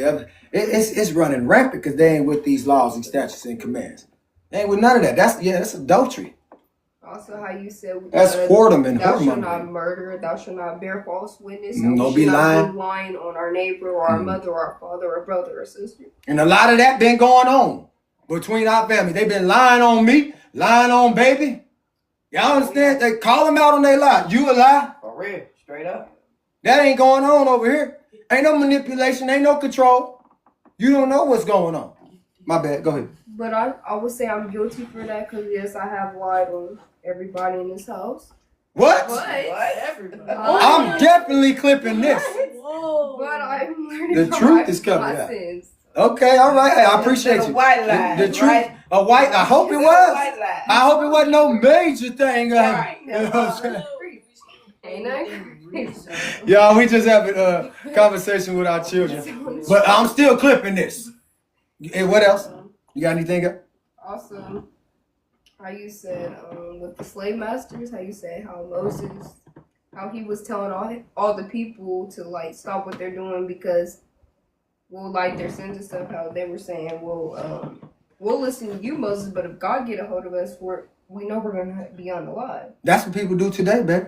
Oh yeah. If the Most High was to come down in the fire and the cloud like he did in them times, they already know what's going on. As a matter of fact, that is him. When you see the fires and stuff that's going on and people get burnt up, don't be mad. Remember, that household is under fire for what is done. Them people, they are unalive for what they have done. The Most High have a reason for everything. It ain't just because he want to. He has to. You can't enter into the kingdom. And also how you said with the clothes, how you said how us women today like to wear revealing clothes, like what you said with the ropes, how she wanted to show her future and everything that's underneath. Yeah. I was really, Listening to that. taking Now, heed to why that. do they do that? This your mama asking you because we don't had this conversation. This is But my- why do they do Well, that? I would say they're doing it to draw attention, but the wrong attention. The wrong. Yeah, the wrong attention. Say, For to go out and they commit think this right here. Yeah, they think they look good on the inside and want to do every wrong thing. But look, we got in the book of Jasher the other day, and their children lived with them all up until they was like 37 years old, 40 years old, and was virgins. They imparted Was a lot waiting. of wisdom and knowledge. They and wasn't words. going out there just sewing their royal oats just because I got an itch that need to be Right. scratched. For real. And they wasn't listening to folks that was going to lead them astray. They was listening to their father and their mother. They was already following the commandment. Jeremiah, you're up next. Oh, yeah, that was- In the part in 20 where it said where they were scared to talk to God because he had a strong and meaningful voice. They would rather talk to Moses, just like the people now today. They would rather talk to the priest and stuff instead of talking to God themselves. What else you got? And then in 21, it's just like the people were scared because like us now today, we're scared of the cops because they just have a pew pew or we think we're less than them. And Just off your dome, man. Just remember what the lesson. Just straight off your dome. I'm challenging Yeah, your say brain. what you got from it. Say what you got from it. You don't have to go into the book. and where if an animal hurts you, you can't eat it, and that animal shall be unalive.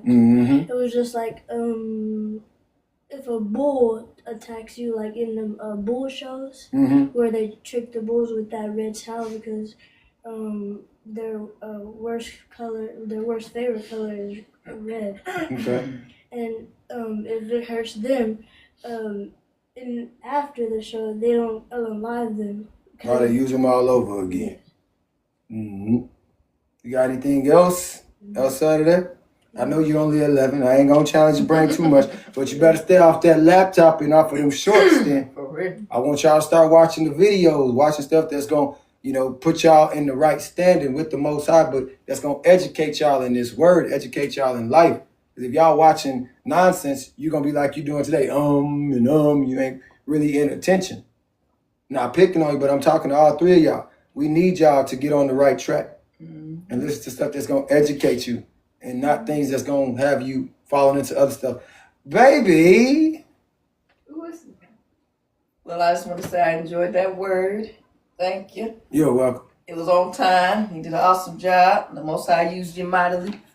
But first off, in 18, when it was talking about Jethro coming down to Moses, letting him know, hey, man, I done heard what all you done did for your people and how the Most High is working for you and he's with you. He literally came down there, like he said, to bring him his wife and bring him his kids. But like you said, he was looking at the man that he had become. Mm-hmm. But he was telling them. Reminds you of someone, kind of? Oh, yeah. Definitely reminds me of you. But he also was sitting back looking at all what was going on, and he noticed that everybody, and we do say everybody, it's a lot of them, it was a lot of them, that all went to Moses, and he's like, wait a minute, man, like, I'm seeing what's going on, but if you keep on like this, you're going to burn out. You ain't going to be able to help all these people like you think. It's too many of them. He said, but let me tell you what you should do, the right way that you need to go about this. But I like that because he was imparting knowledge to him, probably from something that he had already been through. So from experience, he was like, man, I done been here before. Like when everybody would come to you and tell you their problems and so forth, man, that stuff is draining. And I was telling baby that before we did the live. I said, baby, I don't mean no harm, but dealing with people is tiring because you're dealing with different spirits, different stuff that just come up. It's a lot. It takes the Most High for you to even deal with people.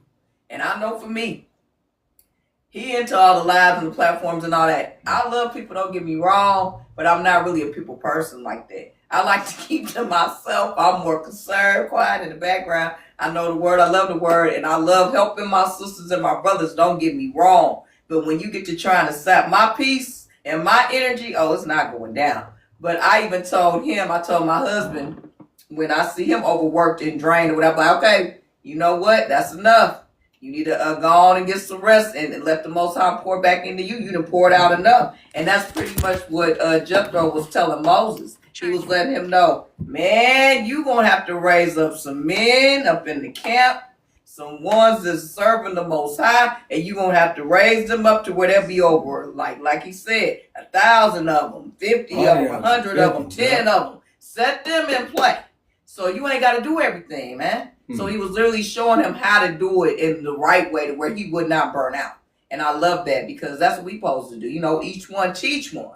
If I see you doing something that, you might be thinking that it's working out, but let me show you a better way. You know what I'm saying? Right. Like at work, I'm a preschool teacher, y'all, but I'm also a master teacher, so I'm over other teachers that work for me and whatnot. But I always tell them, y'all, we finna work smarter and not harder. Because, they was doing it the way that they was doing it. But like, you know what? It's an easier way to do that. And that's all that Jethro was telling Moses. Hey, man, I see you're doing what the Most High called you to do. But let me help you out a little bit because it's an easier way of doing this. Mentorship. So that's literally what he's doing. And that's what we're supposed to do. We're supposed to help one another, And sometimes it ain't what you know, it's who you know.